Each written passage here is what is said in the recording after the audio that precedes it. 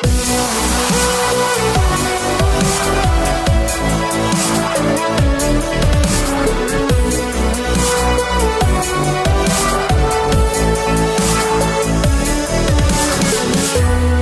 up and welcome to another Mograph Mocast. I'm Dave. And I'm Matt. Joining us today is our good friend, Mr. Grant Inouye.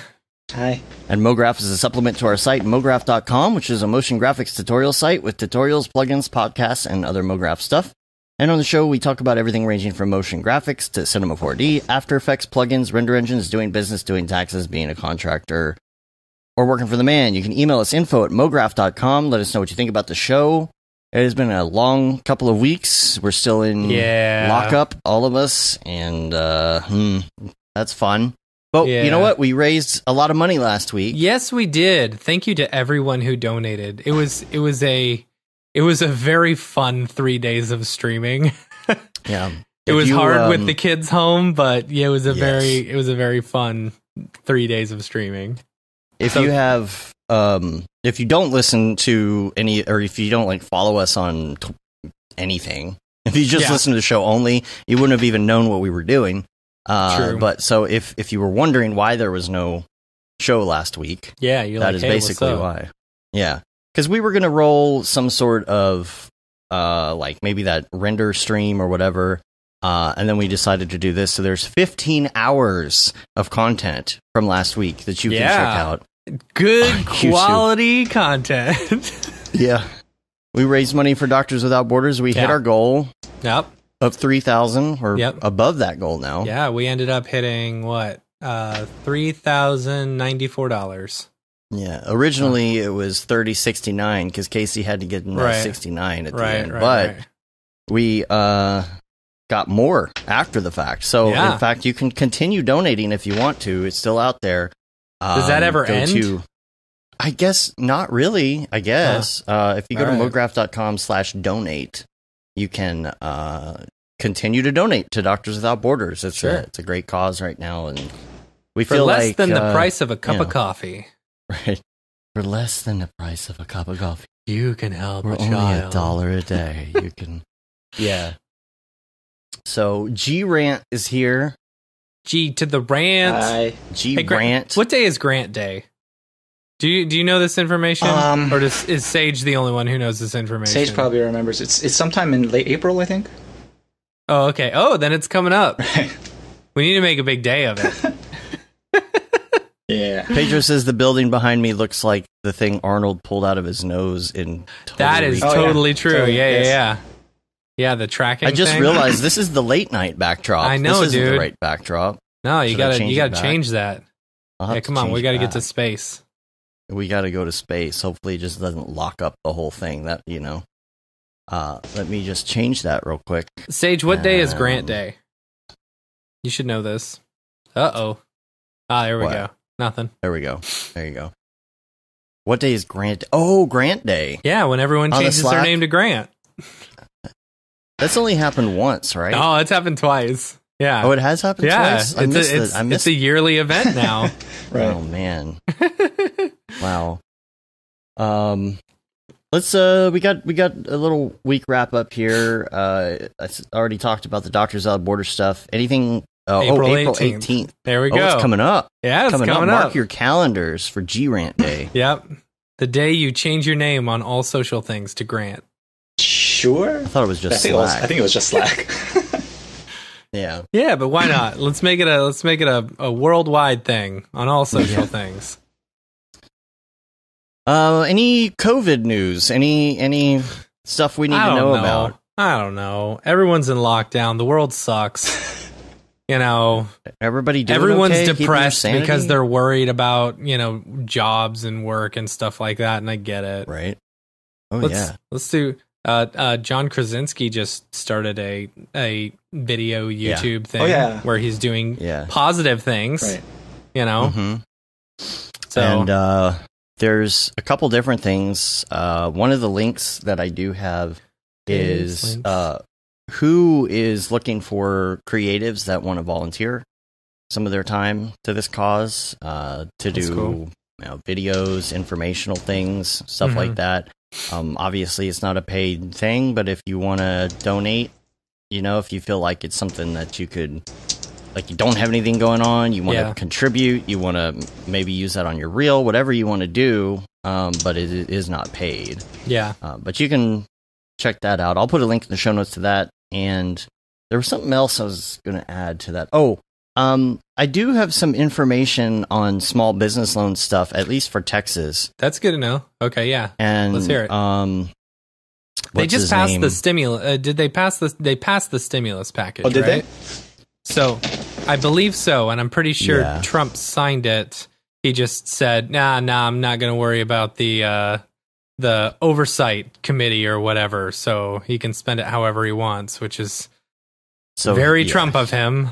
And but also he has also decided that he, instead of the regular person, wants his signature. He wants on all his the name on the checks. So it can be like, look what Trump gave me. Right. Here's one thing. Here's a couple of things for those who are curious about the stimulus stuff. So, as far as the money that you will be getting. So if you filed your taxes in 2019 and you had a bank account associated with it through direct deposit or whatever, that the check will automatically come into that bank account. So, for each individual, it's making up to $75,000 individually or $150,000 married as a couple. You'll get $1,200 per person and then $500 for every child. Now, if you go over that 75,000 or over that 150, combined, then the number starts to go down, a bit. And this is based on what is it? It's your standard, Dave, what was it? Standard gross or something? Your adjusted gross. Adjusted gross. Yeah. So, that's important to notate. That's after all your business expenses. Then. Yeah, I think so. Yeah. Because my adjusted gross didn't. Yeah, I'm getting the full amount. Now here's something interesting. If you have filed your 2019, then they're basing it off of your 2019 numbers. If you haven't done taxes like me yet, they're basing it off your 2018 numbers. Now here's the thing: it's actually for 2020.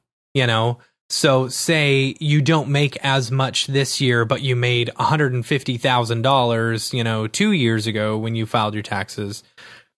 You wouldn't get anything necessarily back, but when you file your 2020 taxes, you will get that money. So it's important to notate that it's going to be based on this year. Like, for example, I had a kid this year, but I didn't have a second kid in 2018, so I won't get that other child tax credit until next year when I file my taxes. So, which is good. Another important thing. One stipulation on that though, and this is for all the students and stuff out there. If you are claimed as a dependent on your parents' tax return, you do not get any money. So it's the crappy part because you won't get any money at all. And if you're over 17, they won't actually get any money for you, which is kind of crappy, Yeah. So from 17, I think from 17 to 24 or 17 to 26, you can claim them as 18? I don't know. I don't know. It's weird. Yeah, so from like 17 to 24 or 26 or something, you could still claim your kid as a dependent if they were like in college or whatever. I don't know the exact age, but if they're in that boat, like they don't get any money at all, which is kind of crappy, But yeah. Then the biggest thing though, and this is the big thing that's going to help a lot of us, I think, is the student loans. So student loan deferment, I believe, until October, either September or October, and that's automatic. If you go to Sally Mae or Navient, whoever you have, and you go and look them up, like you will see next month, it'll say what day it's due, and it'll say $0. I've already looked it up, and it's fantastic because it's already working. So I've worked that into my budget. I'm going to save quite a bit of money over the next 6 months not having to pay student loans. And the cool thing is if you're on the 120 month or 10 year like student loan forgiveness program, that does not take away those months that are deferred actually count towards your months for the student loan forgiveness stuff, which is, it's super great. Yeah. So a lot of good stuff. Thank the House for pushing for, so much for everyone else. Don't thank the Senate. I'm looking at the link to the small business thing I was talking about. I had to find it. I couldn't remember where I had it saved. It's like, did I bookmark it or Facebook save it or send a link? Upvote it on Reddit? Yeah. Or updude it, So there was a tweet or something like that or something on Facebook that went out from Mark Cuban that said, if you're a small business, you need to hit this right now. Did you fill that out already for us? No, I'm doing it today. It's on my list. I'm sorry I didn't do it on Sunday.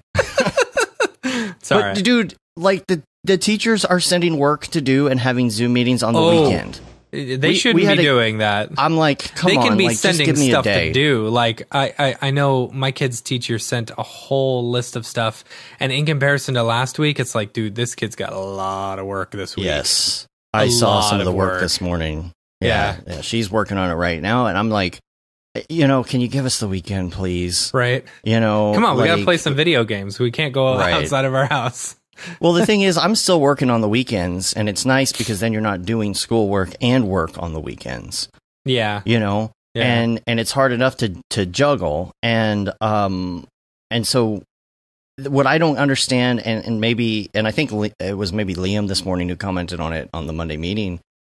It's like, you've got these, and did you said you had one for Gibbs in his class too, right? A Zoom meeting, like where they all just the kids did this morning for the first time. Yeah, it's kind of cute, It's kind of cute the first time, but when they start scheduling it like 2 and 3 times a week, and all the kids do is just sit there and goof off in front of the camera. Yeah, you're just like, okay. I don't know. Our teacher was pretty good about like keeping everyone on task and stuff like that.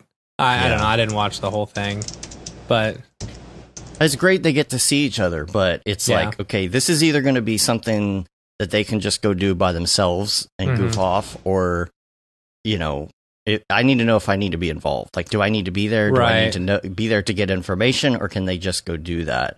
I think my daughter gets a little. Is just if you got the teachers have to understand that the kids are going to be there and the parents can't be there the whole time. Right. I would assume that they would think that. I think my daughter gets a little annoyed because she's like, okay, we're here in front of the camera. Like, what do you want me to do right now? Yeah. Like, I could be doing other things. Like, that's how I felt, let's make it productive if it's going to happen. Yeah. The biggest thing that I've seen, that people have been talking about is, the biggest way to keep yourself absolutely sane during all this quarantine stuff is keep yourself on a schedule.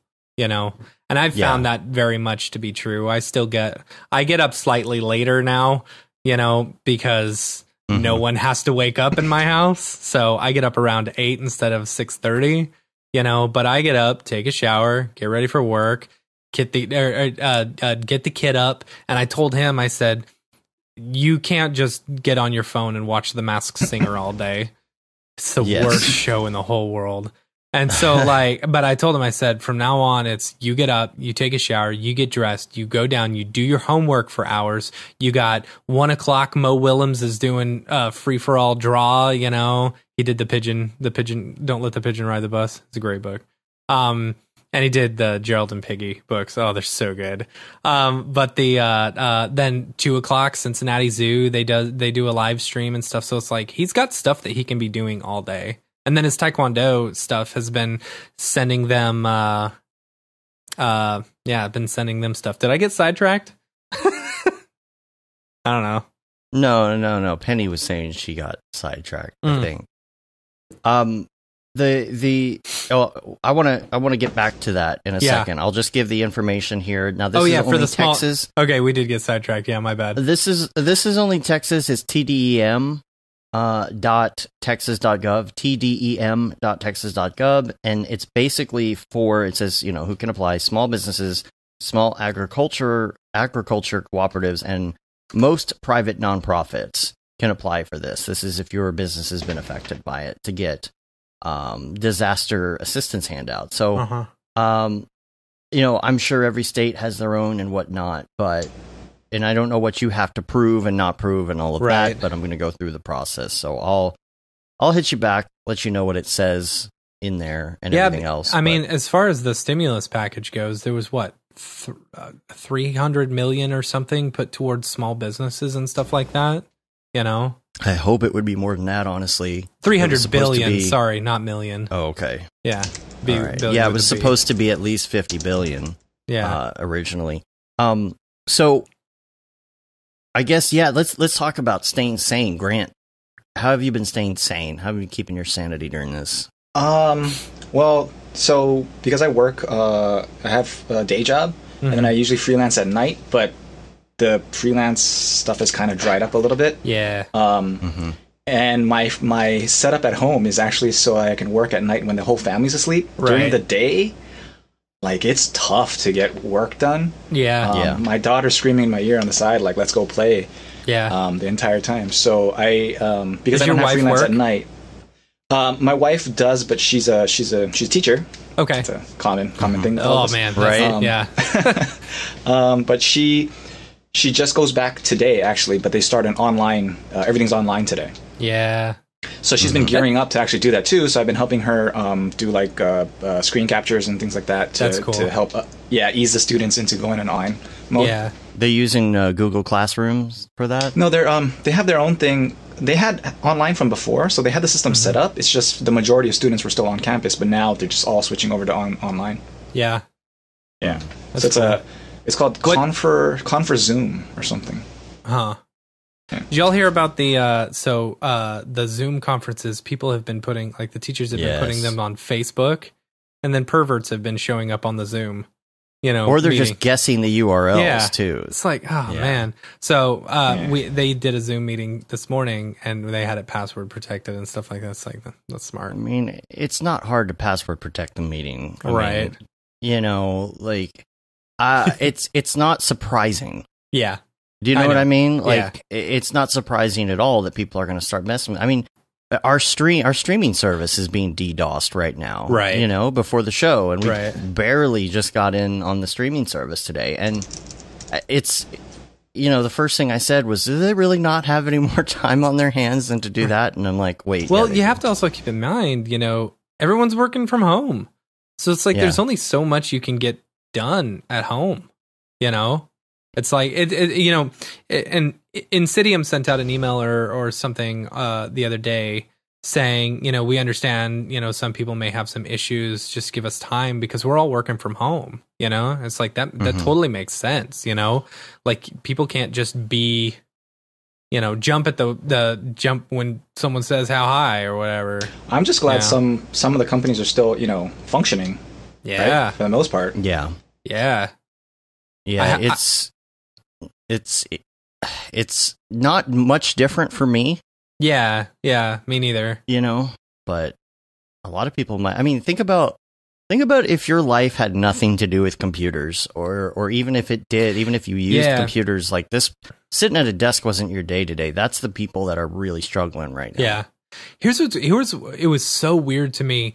I had a dentist appointment this morning across town, so I drove in the morning, and it was weird, like, seeing all these big, gigantic buildings. Like, there's a big State Farm building that they just built in Dallas, and I was driving by it, and it was weird thinking to myself, that is empty right now. There's no one in there. Everyone is working from home. And, like, the fact that all these people can work from home, and stuff can still get done, it's like, I wonder if this is going to be a complete change of the way people work. It's a paradigm shift. Yeah. I mean, think about even the way everybody is kind of loose. I mean, back in, let's say, like the 50s, you had those hard times, right? You had, we're going to work from 9 to 5. That's it. You go home. Nobody can get a hold of you. Yeah. Like you had the separation kind of, and you had the family time and all that. And I feel like right now people are slowing down. This fast-paced world is slowing down, and it's kind of it's also with kids home and stuff like that. Have you noticed that I don't know about you so much, Dave. Maybe Grant, you're noticing this. I'm definitely noticing this with me and my wife having the kids home. It's like you're not working the normal hours that you normally work. I wasn't necessarily working 40 hours every week as it was, but still, like, it was a set number of hours from this time to this time. Right. Now, those hours are in spurts, Yeah, definitely. And it may be like more or less or something, but I'm working. I will be on my computer from 9 o'clock in the morning until 10 o'clock at night in hour-long spurts dispersed throughout. It's the same with my wife, because we're having to make sure that the kids are doing their stuff and like that the baby's being fed, blah, blah, blah. You finish your stuff with your kid, in the afternoon, make sure they're getting their homework done, and then you stop, and then you actually sit down and do more work at like 5 p.m. or something weird. Right. Or render wrangling. That was me for like 2 days straight, was just render wrangling, Right. So... Yeah, and like Mark says in the chat, he's like, does any hard deadline even exist right now? Yeah. It is super loose. I feel like I don't even, like, I'm not even like, I need to go catch up on my budget and things like that, but I'm like, I'm not spending any money. Right. The auto payments are going through, and that's it. Like there's no other money besides groceries being spent, and it's like, well, I know that there's money in the bank. Yeah. There's some bills I probably am that are not auto that I probably need not to go going catch out up and drinking, on, spending $100 every night on alcohol. Right. Like, yeah, I don't really. I have a budget for alcohol too, which is pretty low. You know what I mean? It's like $50 a week at the pool hall or something to play pool and get drinks, and it's like that's what I'm $200 a month. My $2,400 a year, or what is that? Yeah, $2,400 a year. And my pool game is going to be like awful, like terrible now. Right. Because I had this brand new pool cue back here. Yeah. I've only used it a couple months, and now it's like I was really getting good with this like new stick, and it's like it's over. No. Did you see pool, Ohio is? I think Ohio is shutting down the alcohol sales. Oh boy, that was a Rickroll. If you click was on it a Rickroll? Rickroll. Oh, yes. That is hilarious. People are going to riot in the streets if that happens. That's what I was going to say. That's funny.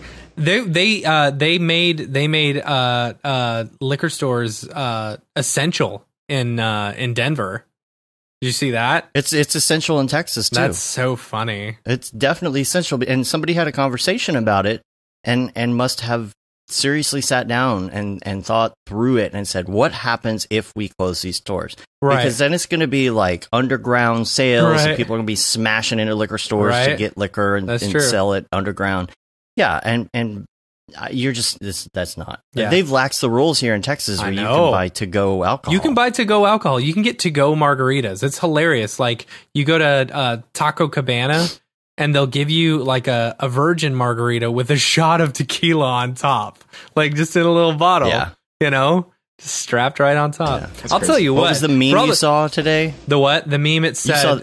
Man, it was if we're good or something like that. Oh yeah, if we're good during the virus, can we keep the to-go alcohol? Yeah, afterwards. Yeah. I will say, everyone, y'all are doing a great job at all these great memes. There is so many good coronavirus quarantine memes. Right? The memes are so good. They're top notch, I gotta say. Y'all are amazing. I will say I've been rediscovering different things to keep myself occupied. I have plenty of work to do, but I don't always work. And so it's like, okay, well, what fun thing could I do? We've been playing Halo a lot. Been watching Tiger King. More video games. Watching Tiger King. Oh my gosh. Grant, tell me you've seen Tiger King. No, I haven't actually. What is that? Oh, man. It is. It's a documentary based on. Man, I saw a really. Hold on. Let me. You saw a good synopsis. I've seen so many good memes on this. Let me see if I can find it. You got Netflix, right? Yeah. Yeah. Okay, this guy said, this tweet said, another reason I stopped planning so much is because if you would have asked me in January where I'd be in March, locked inside learning about the life of a gay redneck tiger breeder would not have been my answer. Yeah.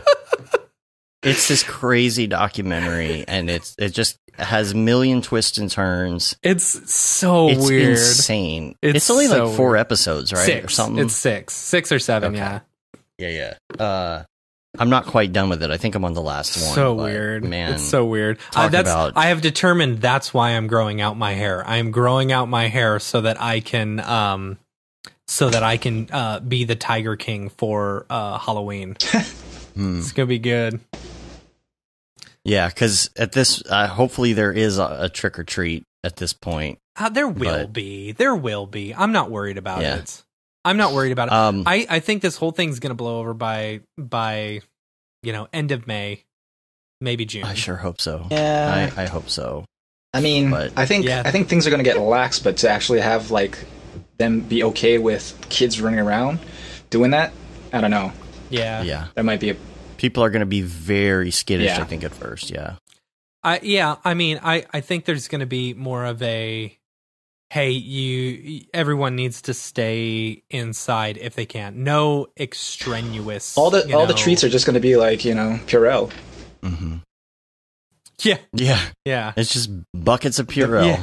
I email or I text message Paul Babb, and back when NAB was still going to happen, I said, hey, y'all need to do the Purell, hand sanitizer as a branded giveaway. Yeah, branded. Dude, one. we have that's at a work. Good idea. Right, can you see that? Oh yeah, the Mav TV nice. hand sanitizers. It was just panning these out. That's awesome. Oh, nice. Yeah. Oh, and it sprays. Yeah. That's awesome. That's pretty cool. Aerosol though. Do you have a VR helmet of any kind? Me? No. I've been wanting to get into it, but no. I just, even just games too. I can't, like, right now as my life is, I really can't. I know myself, and I know how I would just get sucked into that world. So I got to put a curb on it and just not get into it. Although I really would like to have like Beat Saber right now and get some exercise. But that's Dave. You were saying on our little text message group with our friends. You burned 700 calories the other day? I burned 700 calories. Now, here's the thing. I just yesterday completed Couch to 5K for the second time in my life. And I have gotten, just 2 months ago, I could barely run for like 3 minutes without just being dead tired. And now the amount of energy that I have and the amount of stamina when it comes to doing stuff like that is just incredible. I can run for 30-something minutes without stopping, without feeling winded. Yeah. I'm checking my watch yesterday, I had to push myself harder because my heart rate wasn't high enough. Funny. And I'm just running, and I'm just running. Like I've never felt that way in my life, where that's nice. I look down, 150 beats a minute, and I've been running for 20-something minutes, And so I was like, I'm going to get back into VR because my cabin fever was overwhelming. I'm talking like it was the 10th day that I had not even gone anywhere. Yeah. And I was like, all right. So first of all, we went for a drive. That helped. This is Saturday.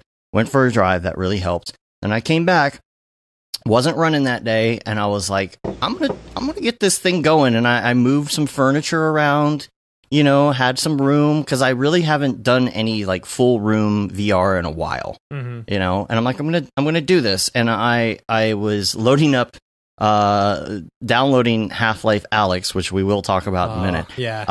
And in the meantime, I'm like, I'm going to go back to Beat Saber because I've only played it a few times or whatever.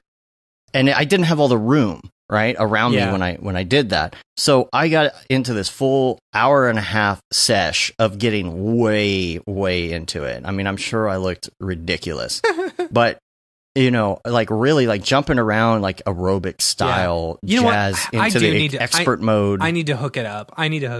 Because I was drenched. My kid is like he's crazy right now. He needs some exercise, I just need to build a computer. I want to.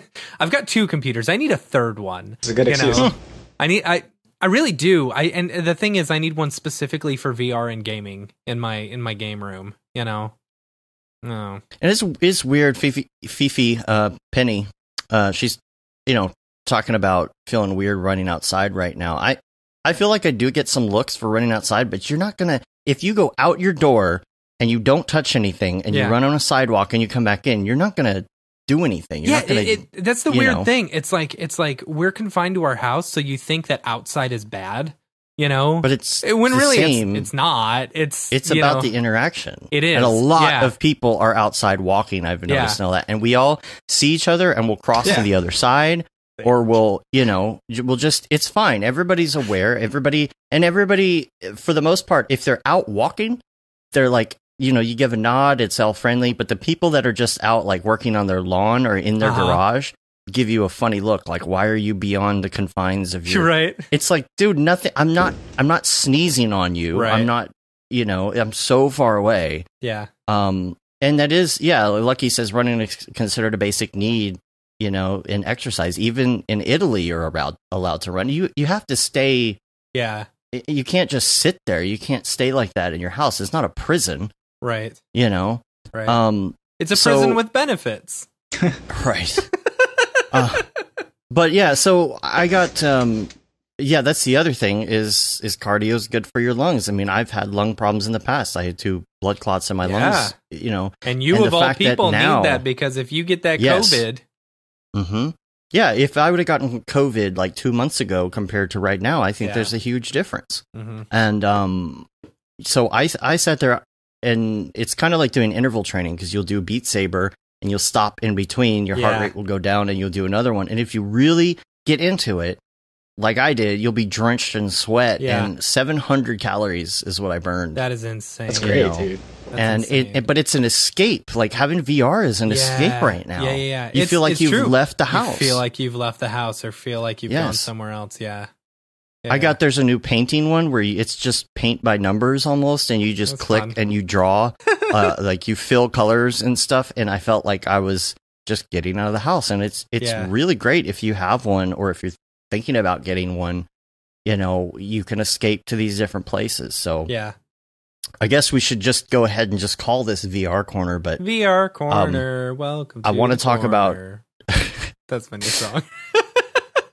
Lay that track down later and remix it. And I was, I've been hearing about Half-Life Alyx. You brought it up. Other people have brought it up. I was excited about it. I haven't tried it yet. I haven't downloaded it. It's $60, dude. But it's worth every penny. I've heard it's worth it. Yeah. It's worth it. Yeah. No, it's on Steam. So if you have an Oculus Rift, you have to open Oculus and then Steam. But it works. Yeah. So here's the thing. Aryev was telling me over text, like, dude, it's so great. It's so great. Have you tried it yet? And I only had a little bit of time to play it at the time, and I spent like 30 minutes, and I took my headset off, and I was like, this is the best VR game that I've ever played. Yeah. I and we've played Robo Recall and all those others. What is it? Like, Robo Recall is a great game, but what is it specifically about Alyx that makes it so good? First of all, the fact that you're in the Half-Life universe, which, there's never going to be a Half-Life 3, so this is the closest thing. I don't know anything about Half-Life. Oh, man. Okay, well... I own all the games, but I've never actually played them. Should I play them through before I play Alyx? No, doesn't matter. Okay. It is only in VR. You don't have to be, like Sage said, do I need to be familiar? You don't have to be familiar with the Half-Life universe. What is so cool is there's some sounds and things like your health recharge that like are totally like nostalgic throwback. Mm-hmm. Uh-oh, we lost G-Rant lose. Are you there? He's like, screw this, Grant? I'm out of here. Grant. He'll come back. Are you here? It turned black. I bet we lost his camera. Yeah. I bet his battery died on his camera. Okay. Well, while he fixes that, do you not I'll like keep good talking. Things? That's funny. Do you not like good things? Where? All right. Well, now I'm gonna have to. It's black though. It's not gone. It's black, which I'm thinking that is. We probably lost his input. Yeah. Theme library. Let me just ask him. You good? I bet his battery died on his DSLR. Yeah. Maybe his power went out. Well, yeah, but we didn't lose his connection. That's what's weird. Yeah. Or did we? No, I don't think we did. It's weird because usually it doesn't go black like that. Yeah, no, we still have his connection. Do we? Yeah, because if he left, I wouldn't see the little black box, Oh, yeah. Yeah, you're right. Yeah. Okay. Yeah, let's see. There he is. Uncategorized. I think that's probably what happened. Looks like he had I've to got go to the I've got alternate. Half-Life, I have He's Half-Life back. 2, I have Half-Life 2 Lost Coast. What's up, dude? Can you see that? You had to switch out your camera? I had it on a battery backup, render work. and it should have kept going, but yeah, it ran out of batteries. Weird. Oh, it's all good. Can you center yourself? You're a little off. bit? You're a little off center now. But, I can adjust it. So yeah. Yeah. When I started playing, here's the deal, because you want to know like why it's good, right? Right.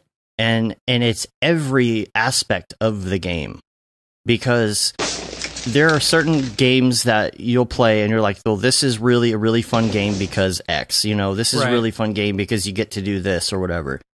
First of all, I'll say that the textures are mesmerizing and beyond comprehension. Like, Ariev and I were talking about it, like, it makes me want to do this. It makes me want to do this for video games, because he made this point of, he's like, these textures are better than anything that I could even do in Octane. Like, I'm sure this is all Substance, Substance Designer, Substance Painter, whatever. Every little aspect of this game is like, you pick up a Coke can and you can read the label on it, and all the things. And like, and the physics are great and all of that, and the sheer magnitude of how incredibly detailed it is. Your hands are really cool, all the textures and everything on it. You kind of have powers and things, but you go up, like, say you go up to a picture frame and you look at it on the wall, you can push it and it moves. Mm-hmm. Everything is touchable, movable. And so you are at the beginning, you can fully get the immersed, markers and draw right? dicks on stuff. Actually, you pick the markers up and you can do, boy. But the other thing is that, like, even the weapons, like the guns, look so great when you hold them up and you like put it in your hand. If you've ever fired a gun, there's a certain way you're supposed to put, if you're right-handed, that you put your left hand under to support the gun. Well, as soon as you do that with your hands in the game hold the gun the way that you really should hold a gun. Yeah. Mm-hmm. If that makes sense. But there's also humor in there and things like that. God, what else were we talking about? Just how interactive it is. It's just mesmerizing. You want to pick up everything. There are scenes that you just fly through, because it's like, oh, I got to walk through this room to get to this other room. And nothing happens in that room, but you want to stop in that room. You want to look at every piece of artwork. You want to look at everything on the desk. I picked up this graphics card that was sitting there and I moved it like this. And like, I saw the specular on the, cool.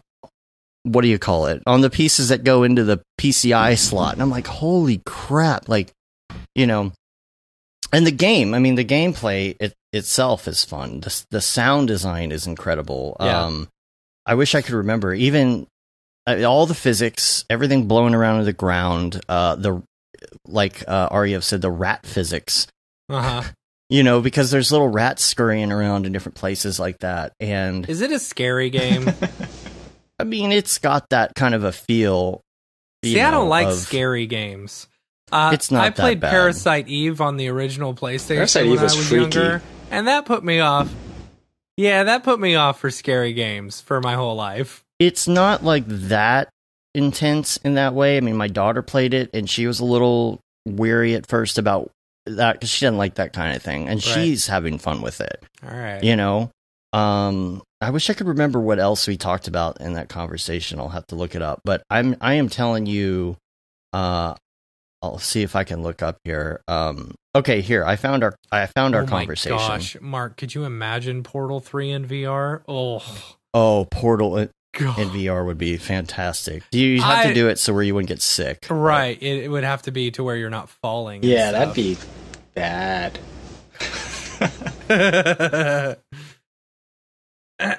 See, Ariev said it makes me mad because it looks better than anything I could do rendered. Yeah.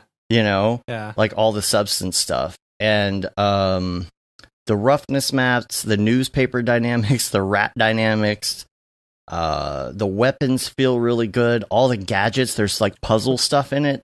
That's really cool. That's cool. And he was talking about the index, how good it would look on the index. I don't know anything about the index, but yeah, I don't know. Apparently that's a good VR helmet, but I'm telling you, if you want to escape, go do that. Yeah. Anyway.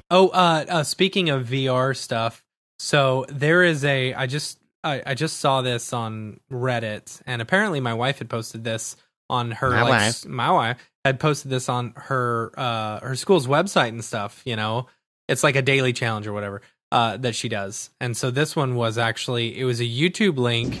If you want to ride every single ride at Disney World in 3D, like VR, you know, like nodal panning and stuff like that, you can go on every single ride. Oh, that's pretty cool. Yeah. Wow. It's super cool. You like ride the people mover.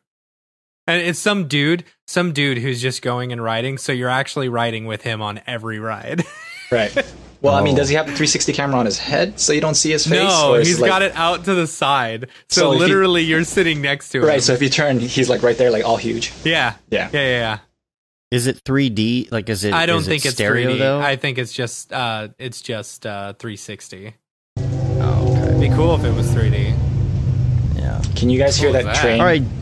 Sorry, there's Oh, it's all the right. studio's right next to a train track. Nice. But let's talk about you now, G Rant. Sure. Let's talk about before you. my last battery runs out.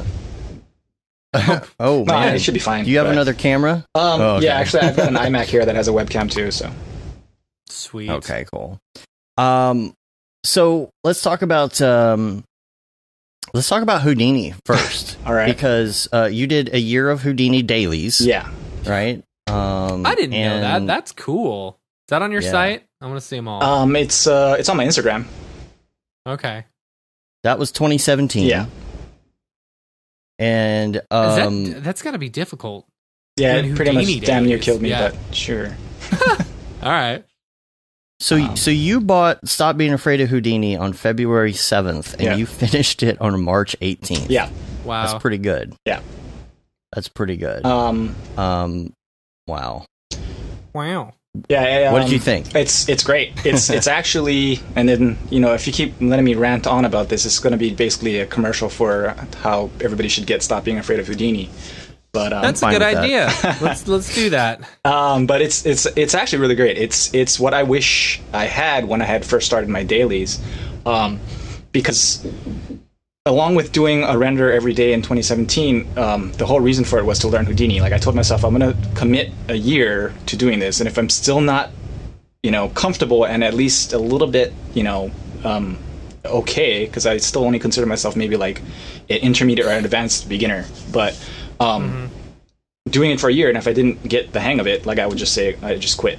But I had to piecemeal my curriculum for myself, right? So what I would do is I would actually I would watch a tutorial every day.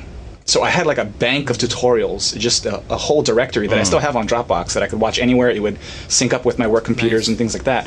And I would have a repository that I built up for a while because I was thinking about doing the whole dailies thing for like the second half of 2016 and psyching myself up. Well, not the second half, but towards the end. And then when I started it, I would do a tutorial every day and try to do a render based on that tutorial. But if not, you can't like limit yourself like that because some days you just don't have the time or whatever it is. Mm-hmm. So I would just do a render every day. And the thing was that at the time, even it's still like that now, but it's a lot better. And even at the time, it was a lot better than it was a couple years before that. But everything was sporadic and all over the place, and it was really hard to get organization. And I had to figure out my own organization of how to like structure things out. A big help was Hello Lux's Houdini Jumpstart. I didn't know they had a Hello Jumpstart. Yeah, by Adam Swab. It's so it went in categories, and the first part was more about like SOPs and things like that, and then it went into sort of like I forgot the exact order. I think it was dynamics and then particles and then flip and then pyro. But after seeing that, I kind of sort of tried to structure how I did my dailies like that. So like the first 3 months actually was just, I'm not going to touch dynamics. I'm just going to stay on SOPs. I'm just going to figure out how things work and things like that. And I didn't even know that even that was needed to be much more granular and much more thought out. Like I should have dedicated, a week or a month or whatever to just like the solver SOP or, just the concepts of like attribute transfer and things like that. And so if I had Stop Being Afraid of Houdini at the time, I think it would have been a really big help just getting down the line, Yeah. Now, did you, before you started your dailies and stuff like that, did you know Houdini at all? Or was this the whole point of the dailies? So yeah, I had taken like one class of Houdini when I went to the Academy of Art University, like years before. But it was taught by this guy who was really smart, but his course was like all over the place. And it's sort of like the way he thinks. Like I like to when I get to know people, I like to see how they think and how they organize things and how they problem solve. And there's that certain type of mindset where I just can't figure out, like, how are you thinking about this? How are you approaching things? And that he was one of those people where they just like are kind of like design and things like that just come naturally to them, and it's really hard to figure out how they work things out in their head. And so his class sort of, and that was like Houdini, I want to say 9 or 10. So it was back in 2000, probably 2010 or something. And it was just one semester. And I was like, yeah, okay. Like, I can't figure this out. This is even before I was into cinema. This is before I was into anything. I had taken like one class of Maya before that. So like I didn't even know what UVs were at the time. So yeah. I still don't know what UVs are. Exactly. But you know, Cinema 4D is going to be taking care of that soon, hopefully. Right. We've been heard, apparently. Yeah. So I had taken one class and then I forgotten about it. And, you know, the industry was kind of... I was getting antsy, and the industry was kind of like pushing, like... To me, I thought my career wasn't going to progress anymore unless I had learned Houdini. And I was psyching myself up, and I really needed to get into it. And so before I started, on January 1st, 2017, I think I had taken about a half a month, but I spent about 2 weeks going through some of those beginner tutorials on like Hello Lux and stuff. So just to get used to the interface a little bit. Yeah. So yeah, but that's super important. I don't know. That's the whole reason I really like our course. Like the whole first half, once you're done with it, you're so comfortable in Houdini. Yeah. You're comfortable moving around and doing a lot of the basic things like building nodes and building node trees and stuff like that, you know. And it's I was opening up some HIP files the other day just to kind of mess around with some stuff. And I have not, because I was editing it and I wasn't necessarily doing every step, I still felt so comfortable in it. You know? Yeah. And that's also like one of the big things. Like that's what I learned when I tried to do a year of Cinema 4D dailies, and then after that, the year of Houdini dailies. There's a thing. I actually had to do a talk on this at the LA Houdini user group, and the term I came up for it was the GUI hump, the GUI hump, because you got to get over that. I like that. But I like that. Yes, but when I said that, somebody came up to me afterwards. Justin, who's one of the coordinators there, he was like, "You got to come up with a different term for that because it just sounds wrong." That's so good.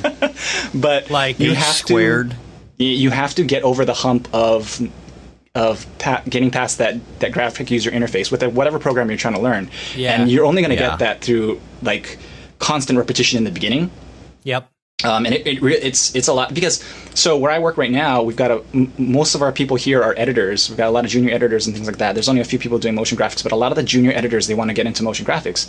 The only time that they have to do it is toward the end of the year when the seasons are freed up. And so they don't have as much work. So they all come to me and they all want to learn After Effects. They all want to, get into Cinema 4D. And so like, here are the tutorials. Look at the basics You're like, on nah, GSG. I need some job security right now. Well, I mean, that's the thing. Like through this community, the motion graphics community, Mograph.com and GSG, like I try to bring that to work. And everybody at work thinks I'm crazy for it. They're like, why are you teaching all of us your secrets? Why are you so generous about like how to do certain things? And I'm like, that's like, we're not going to get better unless you guys everybody gets better, right? Right. And so they're always at the end of the year, they all want to learn After Effects. So I point them to different things. But what happens is they do it for that time, and then they stop. And then when they open up After Effects again, it's like a brand new program. They got that GUI hump again. Yeah, it's the GUI hump. And so like they fall down the hump, and then they got to ride the GUI hump again. It doesn't make sense. It sounds like it's a dance. Everybody do the GUI hump. Maybe I shouldn't have introduced this term, actually. The hump. I'm sorry. But you have to get past that. And I think even Billy was saying that, after he took the first half, every time he opens it up, he's still comfortable in it. And it's really important to learn with any program you're doing, and especially Houdini, because it's so different than what's out there usually. And so, I mean, if anything, the year of doing dailies that helped me actually do that. Like, there can be long spans of time where I'm not using it at work, but every time I open it up, I'm still comfortable with it. I can still open up any HIP file or other, HIP files. You can look at like CG Wiki, or there's a lot of HIP files out there for you to like take apart, and you can still figure out like what is being done, especially because it's a node-based structure and all that. But you have to get past that. How is the DOP set up? Why is it in this certain way? And how to reference it for yourself. And if every single time you're trying to relearn that, it's really a big hindrance to progress. Yeah. Cool. Now you started your career a little bit later. What year and what age would you say you started your motion graphics career? Motion graphics specifically? I don't know, probably around, motion graphics in it like After Effects, or motion graphics in Cinema 4D? So, I don't know. Both. I don't know. Yeah, motion graphics in After Effects was probably around 2008. But I was in Japan until 2006. I came back in 2006. So I was in Japan for about 7 years. Wow. I'm originally from Hawaii, but then do you speak Japanese? Yeah, I speak Japanese pretty fluently. And so I had gone to Japan for learning Japanese, actually, and then for church related stuff, and then to teach some English there. Cool. And then, but the thing was, like, I had gone to 7 years in Japan, and basically it was a very rural area. Like, I wasn't in Tokyo, the heart of Tokyo, or anything like that. It was very, it was very disconnected from the real world a little. And then, so when I came back, it was basically like I had taken a 7-year break and not done anything for my career, and I still really didn't know what direction I wanted my career to go in. And then, so when I got back, and I was back in Hawaii. I started working for a wedding video company because that's basically all you can do in Hawaii. For which island? Oahu. Okay. Yeah. And it was because at the school that I was teaching in Japan in English, we were using Final Cut for like the year-end videos and things like that. So I was really into Final Cut at the time. The wedding video company was using Final Cut, so I started doing that. And then everybody at the company there was like, as soon as I got in, for some reason they were like, "Hey, do you know how to use After Effects? Do you know how to use After Effects? Do you know how to use After Effects?" And I was like, "Nope." Like at that point, I had opened it up a couple times and made like animated GIFs through it. So I didn't really know what I was doing. But they were like, "Yeah, if you learn how to use After Effects, you're going to be awesome." So I was like, "Okay." So I spent the whole summer after I got back learning After Effects and going through tutorials with, on Video Copilot, doing like 2.5D stuff. And I got kind of okay with it. And then in 2008, I moved out to San Francisco because my wife was going to USF over there, and I had gotten a job at the California Academy of Sciences, the planetarium. Cool. Yeah, so I was the planetarium editor there. Cool. That was nice. That was a really, really cool job, and I loved it. I loved it so much. Like the whole. Did you edit any of the stuff for like the dome? Yeah, so the science visualization stuff. So I was the planetarium editor, and when it comes to editing, like because everything was done in CG, like everything was done at that time in Maya, and we had a little bit of Houdini going on. Editing is not so glamorous because everything is just by the frames. Right. And there's not really too much. There wasn't too much flexibility. So basically, I was glorified, taking renders and placing them on a timeline so they could see everything to sound. But I was also editing for a lot of our YouTube videos, or like the exhibits videos and things like that. And I was peppering a bunch of After Effects, through that stuff. And that's cool. And it was really great. The thing is, like, I really regret, because I hadn't gotten into 3D at that time. I really regret not taking more advantage of my working environment there, because for the planetarium, all of the people creating the content for the planetarium shows, they were all ex-ILM. They were all like, and so in meetings, they were like, well, when I worked on, Iron Man, or when I worked on Transformers, and I was like, what? And when I was a wedding videographer, exactly, that's what I brought to the table, But they were using Maya, and they had just started to sort of get into Houdini, and it was a great environment to like learn from, and a really really open environment, you know, of like learning or like keeping up with the industry and sharing ideas and sharing like new concepts and things like that. It kind of sounds familiar with a certain community that we're in right now. And so, you know, even at the time they were trying to get into Houdini, so I had a VFX, one of the VFX guys there. They were like, "Hey, you want to get into Houdini?" And at the time, I'd just taken like one class in Maya, and I had no idea what I was doing. And he was trying to show me the copy stamp function and how great that is, because back then it was copy stamp. And I was like, "Yeah, that's great. Like, so what are UVs now?" Kind of a thing. And you know, I wasn't at the level that I could really benefit from it, so I kind of regret that a little bit. And then my wife, she got into, she finished her master's degree at USF and then got into UCR, University of California in Riverside, for her PhD. And so, you know, and it's been like, it was something that she really wanted to do. And I had, by that point, I had already graduated from the Academy of Art University.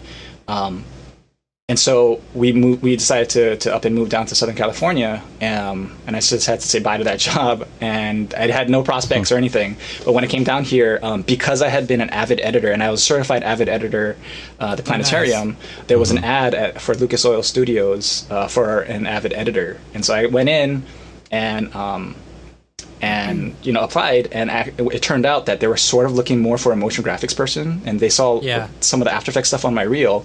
And so when I started working here, I was doing mostly After Effects, and that was the first time I started using After Effects almost every day, and I got really used to it.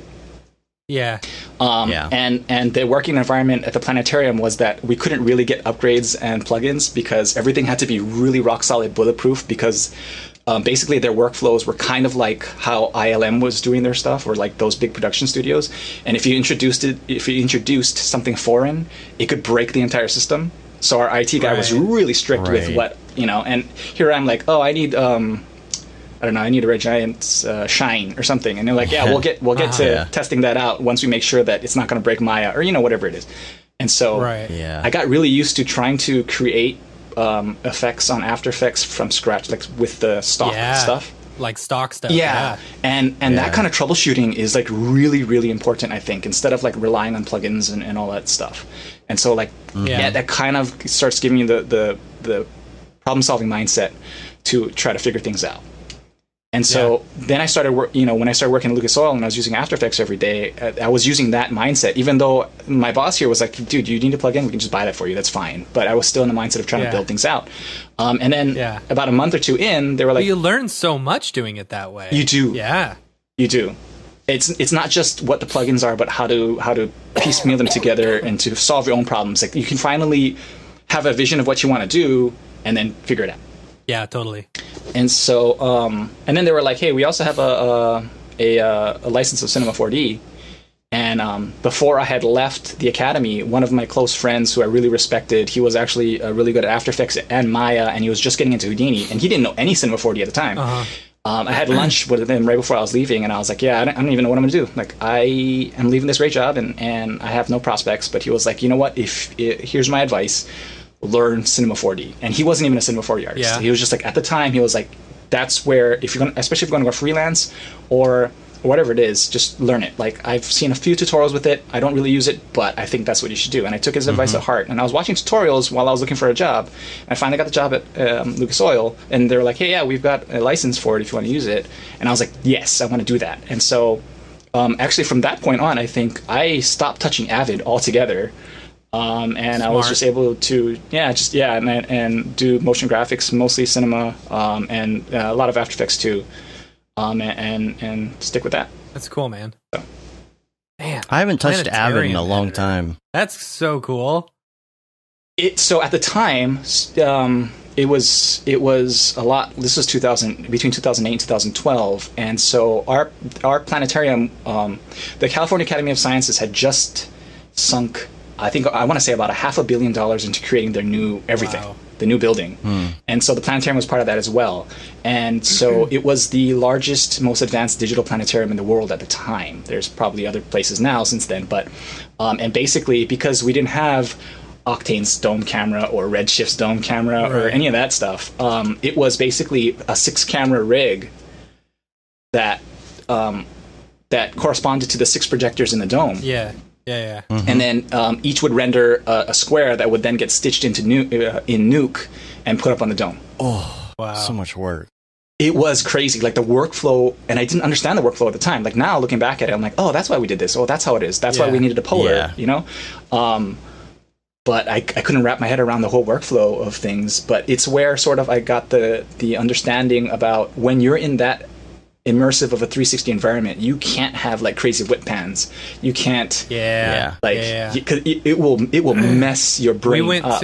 We went to the planetarium in Chicago. Yeah. And there were a few videos that they were moving pretty fast, and I got pretty sick. Like, it's like, I don't know. It's the nodal panning stuff, you know, that always gets me sick. It's like if I'm in VR and like I'm able to any rotation, you move my head around and it tracks it really well, fine. Right. But it's the second I'm still and everything around me is moving. I got my wife makes fun of me because we went to Disney World one time and I got motion sick on Ellen's Energy Adventure. It's like this really lame, slow moving ride, you know. But yeah, if it's I got not done kind of right, sick on it the can be really teacups. bad. Shoot, no, I don't ride the teacups. No? Actually, I mean, I think what they say about how as you get older, I guess the liquid in your ear starts to solidify, so that's why it's hard for you to keep your balance and things like that. Because, like, no joke, I cannot even be on the swings with my daughter right now. That's funny. Yeah. But you have to be really careful about that stuff. So, you know, we were on that job earlier this year with the dome stuff. I think it was all of us. That stuff, and that's why when I was getting the brief about it, I was like, oh, this is like what I remember. Why I had to, you know, and it all came back together. Like that's what I needed to be aware of and things like that. So that was really great. I really had fun on that one. Yeah, that was a fun one to work on. Yeah, totally. So you also did Cinema 4D dailies as well. I did, and it wasn't as like. So with the Houdini stuff, I'm super proud of that because that was every day. That was every damn day. Tutorials a day too. Yeah. And I posted one every day. And at the end of it, I looked back on it. I think more than half of them were motion. Yeah. Once I got into DOPS. But the Cinema 4D stuff in 2015, I was more on the kick of I had to at least post once a day. So there was a few times where I had like stocked it up behind, and you know that's not legit. Yeah, you're not supposed to. Yeah. Yeah, but there was a few things, the few reasons why. But I did post when my daughter was born. That's cool. Yeah, but it was like really quick. Like you know, you just write her name out and just put a twist on it or something. But she had to. Here's a cube. Exactly. But she had a few complications when she was born, and so I spent a whole bunch of time in the neonatal intensive care unit. And so, like, I even remember there was a picture that I took out of the hospital that I used as the background for one of my renders to do a motion track and just have something coming out of the floor. But you know, like life gets in the way sometimes, and it's kind of tough. But you gotta keep going at it, I guess. I don't know. I had the specific goal of just. For the Houdini stuff was like specifically a year, and I felt really bad after, not bad, but weird after it finished. But like I wasn't gonna be able to keep up that pace for much longer than that. Yeah, I don't know how Winkleman does it, man. Yeah. No, that guy is unbelievable, and he's the reason why like I was doing it, obviously, especially for the Cinema 4D stuff. Like I was just starting to follow him, and he had a talk. I think it was D2 or something. It's online. It was one of the first times he actually first started to seriously talk about, and I say seriously with quotes, but there was a lot of swearing and not as much seriousness, but there was actually slides and presentations about his process of why he does dailies and how he does it, and there was this whole thing where he went through it, and it was really inspiring. Just to get it done, just to pass, get the momentum going and not lose that momentum and keep going forward. It was this thing where he was like, everybody's got 5 minutes. Just don't take a crap that day. Exactly. Right? Yeah. And that stuck with me. Yeah. Not that I was holding my crap in, but it's just a funny thing to keep you going. Yeah. It's funny. You hold the crap in too long, everybody's gonna know you're full of it. So. Well, like I know there's a whole controversy with dailies and stuff like that, but if you use it for that purpose, I think it's really helpful. Yeah. Did you know if you do 100 dailies in a row and you email Mike Winkleman, he'll give you $100? I heard that from Casey Hupke. Yeah. After So it's gotta be Casey does the true. burpees, right? Yeah. Yeah, he still owes us 50 us burpees. 50. We'll wait for him to call in. Yeah. Now, so you also worked with Aryev on that ice video. Yeah. Yeah. Too, right? Like, what part of that did you work on? So I did the ice melting, when the statue melts, and because he had been working with, I think, RealFlow, trying to get the look that he wanted to get done, Right. And he I think that was right around NAB 2017 or 18, maybe 2018, and and he was talking about that, and I had just finished my dailies, and I was showing him some stuff I was doing that had to do with ice as well. And then he was like, dude, I'm trying to... He hit me up a little bit later on, and he was like, I want to see what you can do in Houdini in regards to this. And he had shown me a few tutorials that Houdini was doing some ice melting stuff, and I think it was by Ben Watts and things like that. And I had known those tutorials. Like, at that point, like, I've since fallen behind, but at that point, like, I knew almost every Houdini tutorial out there because I had just been like stockpiling them, and I had them, and I was like, oh yeah, I know that one, like that I can do. I know the concept behind that, and so ran a few tests, and he had a very specific vision of where he wanted to go with it, and I tried to match it as much as possible. I think in the end there was like a kind of a little bit of we met in the middle. One of the big reasons why was because like I was working on an iMac at the time. Yeah. And just the sheer iterations of different sims that I wanted to try different. I mean, it's basically just like you just see what it does and see how it melts. And I was getting really frustrated with just going through the iterations. And it was a CPU power, right? Yeah, it was on CPU power. It was on 4-core threaded. And it was getting pretty brutal. And David Arya for the great, he's awesome. Like he's I don't think I've ever seen that guy get mad or anything like that. So like he was totally fine with it. He was like, no, that's great, dude, kind of a thing. But I was like, no, I want to, like, I could do so much. Yeah, totally. Like the guy, like he's not a normal human being, guys. Anyway, but he was just really great about the whole thing. And I was like, I wish I could really do this faster for you and get more iterations out there. But I think also the way that he works and he gets what he can do, and he makes the best of things. Like he's just crazy. And that was a really tight deadline on that. And I think that's probably also one of the reasons why he was like, dude, this is great, we'll use this. And I was like, but I could, if you give me like a few, it was just the point where he, I got it to him and he did it. And yes, Sage, Octane Jesus is the best. And so once that whole thing was done, and David's, he's the greatest guy. He actually, was able to pay me out. Like, obviously, he's not going to ask me to do any work for free, things like that. But I was like, wow, like that was like one of my really first huge or substantial projects that I was using only Houdini, and I was able to get paid for it. And and I was like, wow, like I really want to keep going with that. But if I'm going to do that, I'm probably going to have to invest in a computer. And so that's actually what drove me to switch at home from my home workstation to a PC. Yeah. And sort of cool. Get, NVIDIA and GPUs available to me. And I started using more Octane and Redshift from then.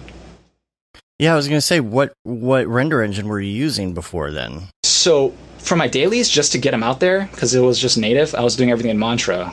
And you're going to be like, Mantra's so slow. And it is. Oh.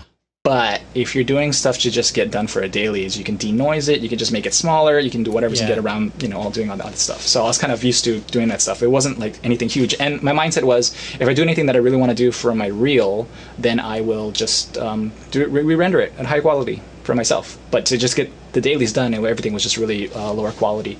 But at work, I had been on a PC at that point, which is also a really weird story because I almost burned down my studio or something else. I'll get to that. Awesome. But I was already on PC, and I was mostly using Redshift. I had learned Arnold because I had tried Octane for a bit, and then I had to switch over to not using a GPU because I almost burned down the studio. That's the story. So, and then I switched over to Arnold, and then y'all keep talking. I'll be right back. Sorry. It's bathroom break time. But it is. Yes. Sorry. No, it's totally understandable. The Arnold to Redshift was a really easy switch, actually, because in my mind they both were the same. And so Yeah, I switched over to Redshift, and I was using that at work, and at home, I was still on iMac, so I was still doing projects with Arnold, sending them to Pixelplow. Pixelplow is great, by the way. Mm-hmm. Yes, it's amazing, and Ty is awesome, and Chad Ashley is awesome for introducing us all to Pixelplow, because that's how I remember I started using it. Mm-hmm. And yeah, so then after using Redshift for the most part, then I tried to get back into Octane a little bit, and I still do. And so at work for my projects, I use either of the three, depending on what the project requires. So if I need to get something done quick and dirty, and I know that I'm not going to have to do too many iterations on it, I have more of the creative control, then I'll usually default to Octane, because you could just make things look so good so fast. Yeah. In Octane, you know? The problem is if someone, if you have a creative director or someone, the production coordinator or something that really wants to start to tweak it, and it gets a little bit hard. Like, I'm not versed enough in Octane to get a very specific look. Sexy is easy in Octane. Just getting it to do what specifically what you really want it to do can kind of be a little bit tough for me anyway. But then, for the most part, I'll probably default to Redshift, just because then I have the option of having the GPU speeds, but send it to Pixelplow if I need to. And then some other motion graphics artists here, we only have a handful, but they use Arnold a lot. So if I'm going to do a project with them, then I'll switch back to Arnold so that they can be able to open up the project files. Mm-hmm. Oh, I had another question I was going to ask you about that too. The whole burning down the studio story. Oh yeah, burning down the studio. First of all, yeah, tell that story. So I, was really trying to keep up with the industry at the time. This was back in probably 2016 or 15 maybe, and really. Yeah, this was in 2015, I think it was, and started to see everything trending sort of towards Octane, and I really wanted to get into it. But I did not want to let go of my Mac, like so many of us, were very, very hesitant to do. And so I was trying to find all of the eGPU solutions out there. And the one I came to for work anyway was, I think it's called Bison Box. That was the company's name? The Bison Box. Yes, I did hear about some. So this is going to be really bad advertising for them, probably. Since then, I think they got their stuff together, and like some of the systems that they're making now look insanely good. So just to not step on anybody's toes. But at the time, I'd gotten my boss to sign off on an eGPU for my Mac, and I had tested it out. So I set it up, and I had tested out. It worked. And I was like, but the only reason why it worked is because I had to set it up and connect it to my laptop. So I had problems hooking it up to my computer at the time on my desktop. So I set up my laptop, and I was like, great, like I'm going to work on my laptop and try to do some 3D renders and stuff after I come back for lunch or something. And I had turned off Octane, I had turned off Cinema 4D, but I left everything plugged in like I do at lunch and just have the screensaver on or something like that, and I had left. And so I went home. My daughter was... about half a year old at that time, and literally I am at home. I'm literally changing my daughter's diaper when my edit room buddy calls me up on my phone. I'm like, hey, what's up, dude? And he's like, that box that you have on your computer right now? And I was like, yeah. He's like, it's really making a lot of noise, and it's starting to smoke. And I was like, dude, turn it off. Like, unplug it right now. And he's told me after when I got back to the studio, he said, as he said okay, and he was walking towards the box, it started sparking. And so like he unplugged it and everything, and I finished changing the diaper, and I came, drove like a madman to my studio, which I only live about 10 minutes away, and I could still smell the smoke. And I think what had happened was, for some reason, Octane or Cinema 4D or something was still sending the signal to the box to render, even though it had nothing to render. And at the time, like I didn't know about like monitoring programs, so like throttle. I didn't even know about those things on Macs. I know about them on Windows now because I use them. But so I don't even know if there are a lot of those on Mac. And so it basically just, I think, kept going and smoking, and it would have burned down the studio had my edit room buddy not been there. And so that kind of traumatized me, and so I was like, I told my boss, and he was like, well, just send it back and get a new one, and I was like, no, I cannot in all good conscience ever have a render going off overnight and being worried that my studio would have been burned down by the time I got to work the next day, you know? Right. And so that... I remember hearing multiple stories about that it happened. I think the hardware was faulty. Yeah. Did Did they ever say why? Slack for a while about burning down your studio? Got back to me. Yeah, I probably did. The guy got back to me and he was like, that's unfortunate. We will give you full refund. And I was like, well, yeah. Okay. I would hope so. Yeah, you know. Damn right. Actually, he gave me the option of sending me a new system in its place or a refund. And I was like, yeah, I'll take the refund. But my boss at the time, he was like, you just get a new one and try it again. You know, he's really, really understanding and he likes it when I try to experiment and do new things. But I was like, I can't. Like, I don't want to. And so from there, like, I gave up for a bit Octane and I went the Arnold route. And I learned Arnold first before I learned Octane. And I think I think it actually really benefited me, though, going that route, though. Yeah. It was a little bit slow going and it's hard to get some concepts, but... for the most part, I really liked learning Arnold, and then that helped me switch over to Redshift really easily. Yeah. And you also helped beta the Joy of Vex as well, right? I don't know how much joy comes from Vex, but no. So here's the thing. So actually, Mark was saying that the Joy of Vex is kind of sort of like stop being afraid of Vex, because. So towards the end of my year, actually right after I finished my year of Houdini Dailies, Vex is one of the things like I tried to stay away from. I'd done a little bit of it towards the end. And I knew that, but it was also peppered out. It's peppered out through all of the tutorials, you know, out there. Yeah. You're sort of forced to get some. And that's a good and, I'm going to say it's a good and bad thing with Stop Being Afraid of Houdini, how it totally does not have any Vex in there at all. And it's good in that you don't have to worry about that. And some people just see it and just except like... the last chapter. Yeah. Except the small Vex chapter. But yeah. The good thing about the way I did it, I think, was it...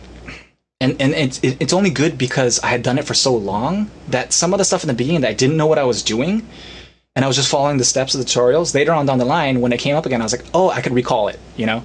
And I was like, oh, yeah, that's what that is. And it was easier for me to grasp because I had it as a constant thing throughout the year. But, you know, not everyone works the same way, and it can be really daunting in the beginning, especially if you're not a code head.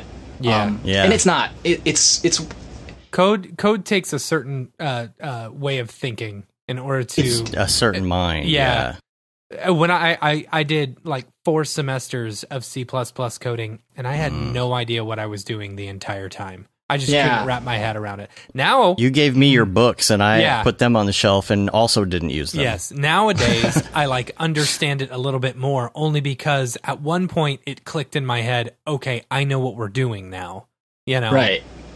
And there's a concept in learning, like I got obsessed with like learning how to learn and things like that after I did my year of dailies for Cinema 4D. But there's a concept in learning which kind of sounds really pretentious, but I think it's called the curse of knowledge or something, or the curse of intelligence or something. But it's when you learn something, you kind of forget what it's like how you were thinking before you knew it. Okay. And teachers, the best teachers are the ones that don't fall under that category because they can remember what it was like when they didn't understand it and show people who don't understand how to learn it. Yeah. With code, I think it's really hard to remember exactly what you're going through. If you can keep that mindset, then it's a lot easier for you to like give advice to people. And I try to do that, but all I remember was, you know, before I started getting to Vex was just your brain shuts off. You just look at it and you're like, I can't do this. I don't want to do this. I'm not going to do this. Yeah. And then you hear from everybody who can do it, like, no, that's not what you're saying. You're going to be able to do it. And you hear the same things over and over. It doesn't click through your head.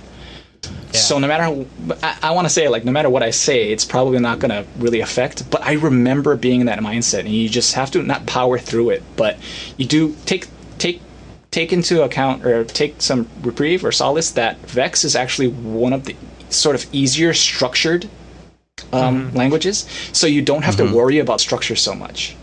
Yeah. And so you don't have to worry like if you miss something or miss a typo, because actually Vex will tell you most of the time that there's something wrong with here and you should relook at it. But there's so many examples out there, so what happened with the joy of Vex was towards my end of the year, I had done a presentation for I think I mentioned earlier, for the LA Houdini user group, and on one of the slides I said, you know, here are some of the tools that I used to get through this year. For some reason, I had called them tools, and it was a giant title that said tools, and had listed, Entagma and CG Wiki, Matt Estella, and all those other resources out there, Ben Watts, and think it was, and a bunch of other ones, under tools. And for some reason, the coordinator at that time, he decided to take a picture of it and tweet that out. And so after that, I think Rohan Dalvi or maybe it was Matt Estella or somebody, one of those guys, or one of the Entagma guys, saying, "Oh, look, I'm glad to be classified as a tool. Like, we're all tools now," making a joke about it. And I was like, no, totally, that's not what it is, kind of a thing. But and then so I had actually started to, because of that, I started to look how else I could do to support them, because I felt bad for calling them a tool. But Matt Estella had they all had Patreons and stuff like that. But Matt Estella had a Patreon, and CG Wiki, that CG Wiki resource is probably one of the most, I mean, it's not underrated, but because it's written in written form, it gets overlooked much more than I think people give it credit for, because it is an insanely good resource for Houdini stuff. Like, the way his mind works is crazy, and he just has everything indexed and in a really understandable format. Like, if you're really just getting into Houdini, if you take a look at his points, prims, and verts section, it really goes over how Houdini organizes itself in a way that no other program really does. And once you kind of get past that, once you understand that, it really helps you, because it really helped me in my SOPs understanding when I read that. And so I was like, I have to pay him back, So I started becoming his Patreon, and he hit me back up, and he was like, "Hey, thanks for being a Patreon." I was like, "Is this really you?"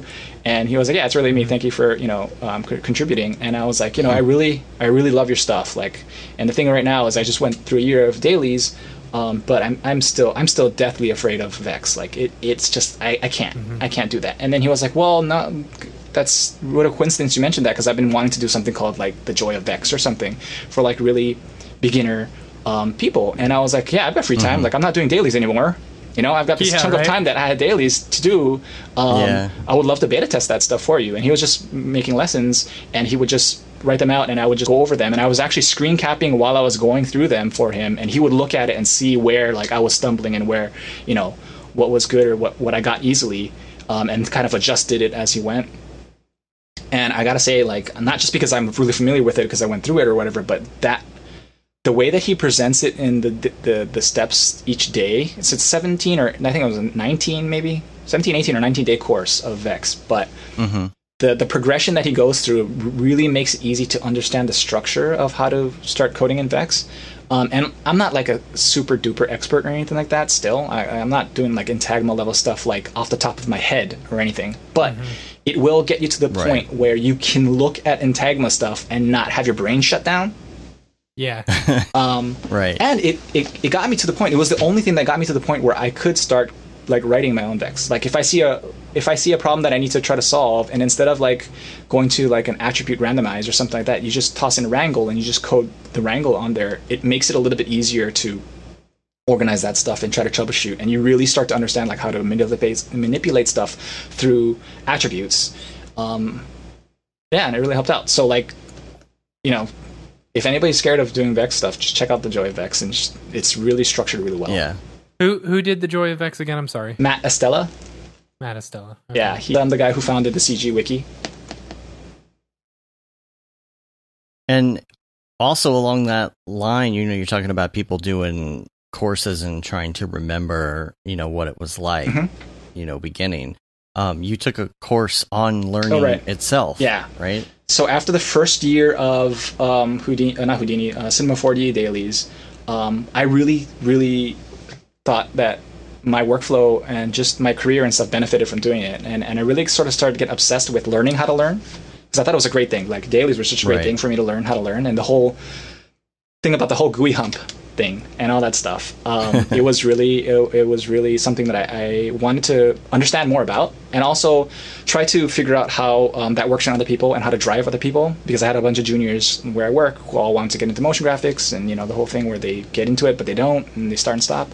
So I took a course on Coursera, and it's a free course on learning how to learn, and it's only like a month long and stuff, but it really helped me introduce me to a bunch of the concepts. Like, it was funny because I was going through the concept of learning how to learn, and it was already being reinforced with the stuff I'd experienced the year before doing the Cinema 4D dailies, and so things like repetition and how to repeat certain things. And there was a weird thing. They were talking about like how much exercise connects to like learning new things in your brain. And so there was a whole book on it too. I think it's called something like Spark, the science of exercise and learning, or something like that. But where there's a bunch of studies done where how much exercise can help. And the weird thing was because my daughter was born. After my daughter was born, I basically stopped exercising altogether because you just don't have the time for it.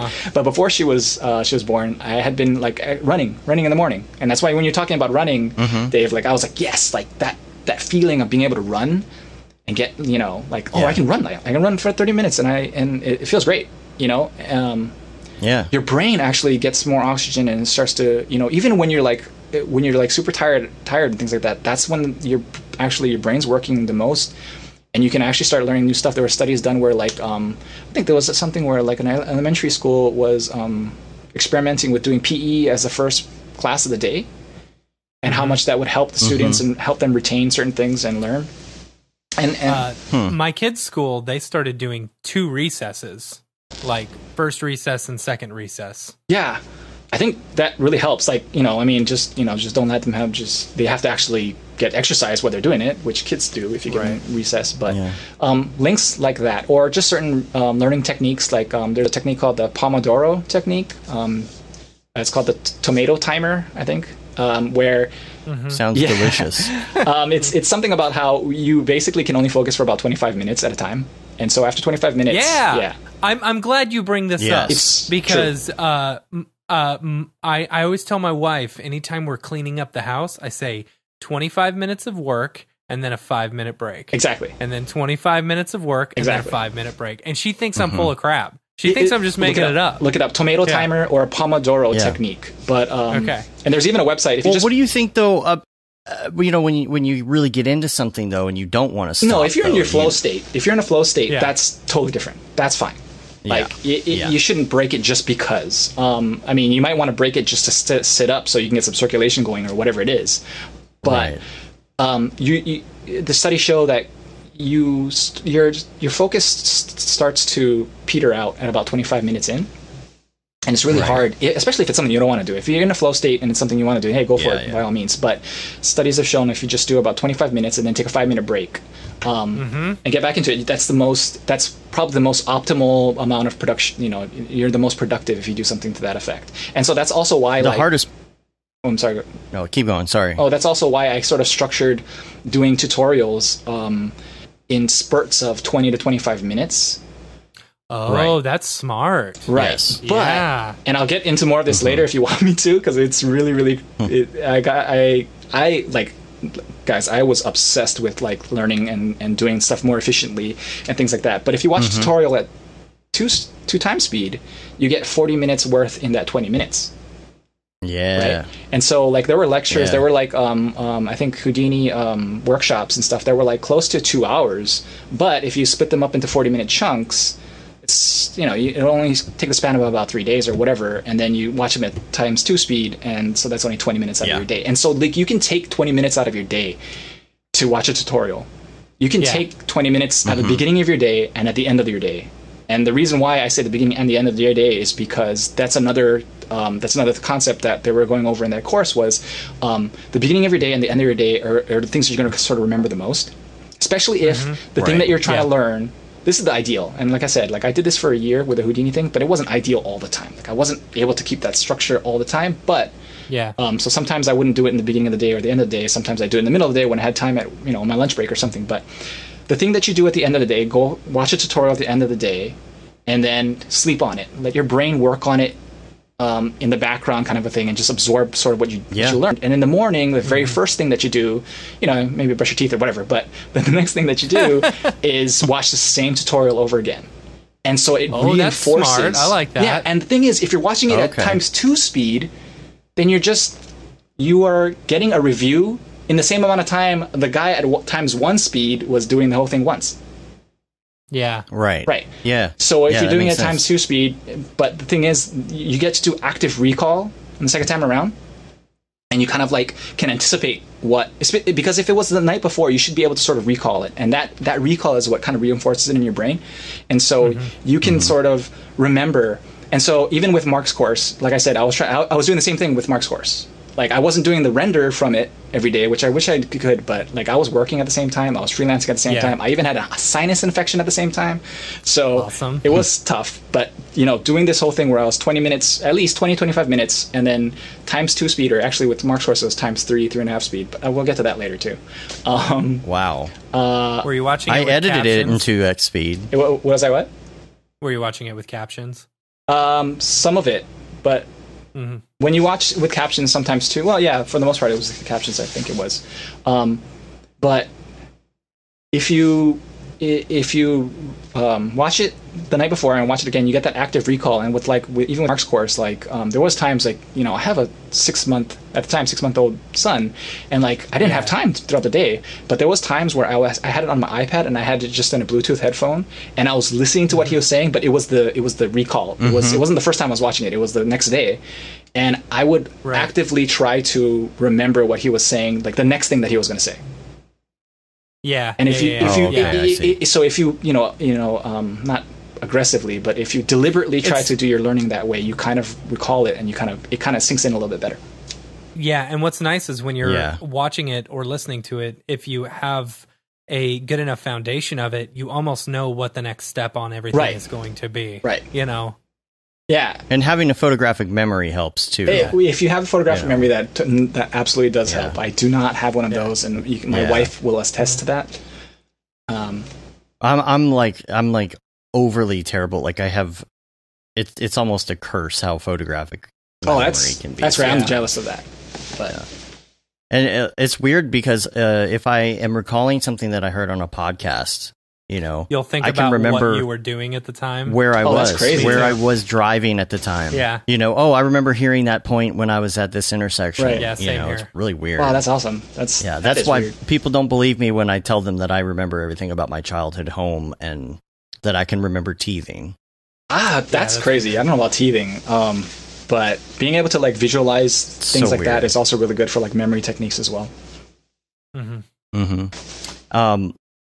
I don't remember the other thing I was going to ask you about that on the 2x speed thing. Maybe I'll remember it, but I don't know. Just that's going to be also one of my life hack answers, but just everything. That's a really good idea. Like watching something at 2x speed right before bed, and then watching something the same thing in the morning. That's such a good idea. If you can do it, it really helps. And I was doing that for a year, and it does. Yeah. And the thing about that is, you kind of get used to it, and so I don't watch anything at regular speed now. Yeah. So I watch everything. You do get used to it. At first, it's kind of annoying because 2x speed analog, it sounds a lot better than 2x speed digital. Yes. 2x speed digital is kind of choppy. Well, and your brain has to fill in the blanks. What it does is once it gets faster and faster, as long as the playback device is still keeping the pitch and you're not listening to chipmunks all the time, it really helps. And not Vimeo, VLC Player is really good at it. And there's a few Mac only and a few Windows only programs that can do it as well. It's just the thing that would really help you out is you stick with the same player and you know them as hotkeys instead of always having to go and change them, because then whenever you're watching something, then you just hit the hotkey to make it fast. As soon as it starts playing, you just go to times 2 speed already, and make that the default. Or if it's a TV show or whatever, and you can change the speeds 1.5. I watch almost all my shows at 1.5 speed now. It's really bad. Oh man, I gotta do TV at 1. Well, it feels good. It's easy to do when you're doing YouTube. If it's I brought up a YouTube video the other day, and after doing the class, I'm so used to that 2x speed that it was this is a 20-minute YouTube video, and I kind of just want to get the gist of this video. It's not super important, and so I put it on 2.5, whatever you can put it on, just to get. It's okay, give me the meat and potatoes here. Exactly. Speed it up. And with YouTube, you have your hotkeys, of jumping forwards and backwards too, so that helps you just find certain things. Yeah. Well, I'm used to using the L key now in Premiere to speed up. Yeah, that's Yeah, that was ingrained in my brain way early on. Final Cut 4 or It really 3. helps. Right. Yeah. Yes. Yeah. Dane asks, how can we 2x speed live? So I do. We'll just talk like this. Here's the thing. Sorry. Whenever we have podcasts on the show, because I try to watch them. You wait until halfway through, don't you? Well, And I then mean, hit- life comes in the way sometimes, or work or whatever and stuff like that. But I have to go home or whatever. I keep it on pause, and then I times 3 or times 4 it back to where we are. Nice. Because That's a good life hack. you don't have there's so much stuff out there, and there's a thing called I just learned this. It's called the Red Queen effect, I think. And I think it comes from Alice in Wonderland, where Alice was in the Red Queen's domain or whatever, and everything was happening around her, all the craziness was happening around her, and the Queen said something about you have to run as fast as you can to stay still in place and not get left behind. And it's something to that effect. And so what it is to it's the speed of evolution or evolving. All organisms have to evolve as fast as they can to keep up with everything else evolving around them. And essentially, they're all just staying still because everybody's evolving at the same speed. And so, in our line of work and things like that, so many things are coming out. Like, you got to learn this, you got to learn that. I got to learn Houdini now. I got to learn ZBrush now. I got to learn all this stuff is coming at us all the time, and it's just you feel you have to just keep running at full speed in order to keep up with it. And so, I'm not saying you times twoing everything is going to slow down the pace of your heart rate. But there's so much stuff out there that I need to just try to consume and try to get through the essentials of what I need to get through as much as I can. Mm-hmm. Yeah, totally. Yeah, I divide my day up kind of most of the time into 2 parts, because I feel like if I'm going to get ahead on what I want to do or what's on my to-do list, then I need to not just do my regular day, but I need to stop, and usually involves running in it. And like you said, it helps to exercise, regroup, and come back. I know what I was going to say earlier, is that the hard part about doing those 25-minute segments is taking the break for only a certain amount of time, and not you have to be very disciplined with that. Coming back to the 25 minutes. So it's all right, 25 minutes. You get up, you get something to drink, you go to the bathroom, you sit back down, you open Facebook for a minute, and you got to not go down the rabbit hole of Facebook for 35 minutes. You I got another 5 minutes. Check the notifications. Pomodoro, check the email. Technique. The technique. Yeah, jeez. Mm-hmm. For every 4 times you take a break, you take a longer one. You take 30 to 40 minutes or something like that. 20 or 15 to 30 minutes. Makes sense. That's enough time to eat lunch. No, and that's another thing too. It doesn't exactly answer that, but one of the things I really like is the fact that Chrome has different user accounts, and you can log in with different ones. So set a specific one for your work and set one for your personal, because it also keeps it also links your YouTube to that. And so, if you're watching personal YouTube stuff all the time, your feed is going to only be personal stuff. Yeah. But if you while you're working, if you're only using the business account, and if you do end up watching something personal or whatever, I don't know. A TV show review or something, just go to your history and delete it as soon as you can, and keep that Joe Rogan. Keep that work account work. And so when you have your work account your open, kid grabs a hold of your phone and watches a bunch of Dude Perfect. Yeah, I had I had a bunch of Sesame Street sing-alongs on mine once, and I had to go back and I had to delete them all. Yeah. And the thing is, you keep those 2 separate. Daddy Shark. Yeah. Oh yeah. Yeah. They came out with a new one. You saw that, right? They did? It's wash your hands. I think I saw that. Yeah. Funny. That's funny. Yeah. I wanted to talk a little bit about, before we get to links, I want to talk a little bit more about networking as well, because you were mentioning Mr. Plow. Yeah. Just in general, all the networking, because I think it was SIGGRAPH 2016 or so, around there, where I met Ty. And the whole reason why I met Ty at his booth and he remembered who I was because I started using PicPlow because of what Chad Ashley had recommended to all of us. And then because of that, and I met him at SIGGRAPH a couple months later on the line when I was like, man, I should have really bought a ticket to Half Res, because I would love to go to Half Res, because it's it just seems like a cool thing to do. I was emailing Ty about an issue or something like that, and he was like, "Hey, yeah, dude, if you want to go, I have an extra ticket because I'm a sponsor." And I was like, "That's cool." Yeah. So I was like, "I will definitely take that." And I took that as the reason for me to go because I wouldn't have the opportunity. And the guest at the time was going to be Chris Do. Yeah. And I was a huge fan of Chris Do at the time, still am. Yeah. And I really wanted to go see him. So then when I went to Half Res, I didn't know anybody. Like I knew David Ariev because I had seen him. I had met him a little bit briefly, very briefly at that SIGGRAPH. But I was able to say hi, and I think all of you guys, I think even Sage was there, and I hadn't met you guys yet, but you guys all went upstairs. And and I didn't know anybody. I said hi to Nick and Chad and Chris but basically knew nobody. So like I was just basically like fanboying and hovering around Chris Do the entire time, trying to get a chance to talk to him because he was so inundated with people talking to him. At one point, and this was right in the middle of me doing my Houdini dailies. At one point, I think either I was saying something about Houdini or I heard somebody talking about Houdini that perked my ear. But I turned to the person who was talking and I started talking to him, hey, Houdini, kind of a thing. And that was Liam. And so then later on, once I had finished, towards the end of the year, when I finished my Houdini dailies, I think I got into our Slack. And, Liam was like super welcoming and everybody else was super welcoming me there. And I got into this community in our Slack, which is like amazing. Like it was at a point where I was like at a really low point in my career because I felt like I didn't really have a place to belong. I don't have too many coworkers at work who try to keep up with all the stuff that is going on in the world, in the motion graphics community, not in the world, but in the motion graphics community. Because we're very, it looks a lot of stuff to do. It has to do very specific to motorsports or certain things.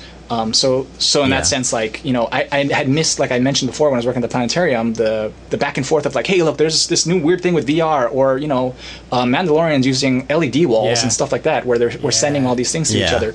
And I kind of missed that. And I kind of got that. Like, I got an entire Slack full of coworkers from the community, and all of my major or bigger freelance gigs since then, and I only freelance part-time.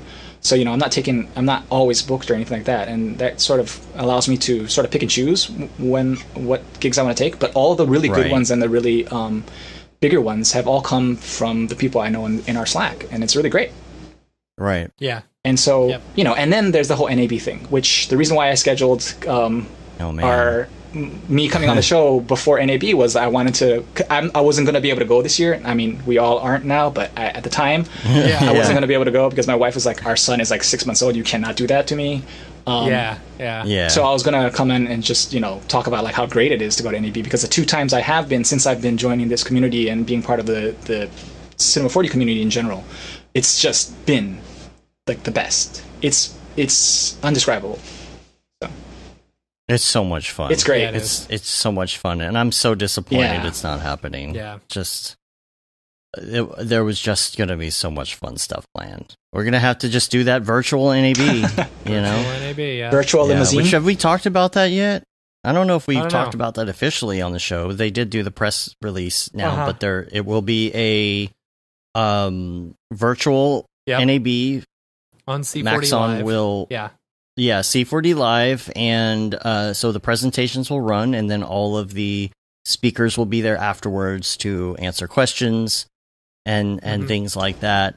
And it will be the same days, not that Sunday, but it will be starting on Monday, 420 and whatnot. Yeah, Monday through Thursday, I believe. Yeah, 420 Blaze It. And so that's also when Camp Mograph tickets go on sale. But so that whole thing, that week we won't have a show. That's when I'll probably run the rerun of on the podcast of the stream that we did with the render stuff with Chad, Ashley, and everybody. Because we will be like working the live stream. Oh, that's great. Stuff for that. So that'll be kind of fun. That'll be kind of fun. But I don't think we had mentioned that yet. And so next week on the show we're gonna have. Is that next week? Yeah, next week we're gonna have Liam and Mark on, and we're all gonna just chat about Camp Mograph and what's going down, as well as I'm sure other things. And then the week after Paul Babb will be on the show. Yay! And I believe Arn will be on the show as well with him after talking to Paul this morning. So it will be our opportunity. First of all, we're going to talk about NAB, the merger. And we'll talk about the merger as well. Yeah. So if people have questions, but anyway, that I kind of took us down another path. But NAB is just such a great opportunity. I mean, that's for us when we first went and we were brand new and we didn't know anybody to talk to. You know, everybody's so welcoming. Everybody's just automatically your best friends, and you have so much in common. You know, everybody seems to kind of have that same personality type, and I don't know how to describe it. Just super friendly. You know, I mean, everybody's different, but it just there's this spark that everybody seems to have, you know, in this industry, especially the people that come to like all the events and all the things, and we're just so into it. And the relationships, you build these relationships almost on fast forward. Yeah. You know, by the end of a few days, if somebody you just met, you're like best friends all of a sudden, you know? Yep. Like Sage says, we were already best friends. We just didn't know it yet. You know, we found our buddies, and it's nice to have the Slack to continue that. And then you get to work on projects together, and you know, you get to know, you know, people like you, Grant. You know, then when it's like, oh, I know he's really into that one thing. Oh, he knows Vex. We call him up. Yeah, it's great. It's a great way to connect to keep connected with everybody. Totally. Yeah. Totally. I'm gonna check my battery. Give me 2 seconons. You're fine. Yeah, all right. I think we're getting pretty close. Yeah, to I was gonna say. Anyway. We're about my to. wife has a 2:00 conference call that she would love for me to take the baby if possible. All right. Well, yeah. So Matt's gonna have to go soon too. Anyway, so I'm gonna go to these links real quick, and we'll wrap up with the Mograph recommends, and I think we'll be done.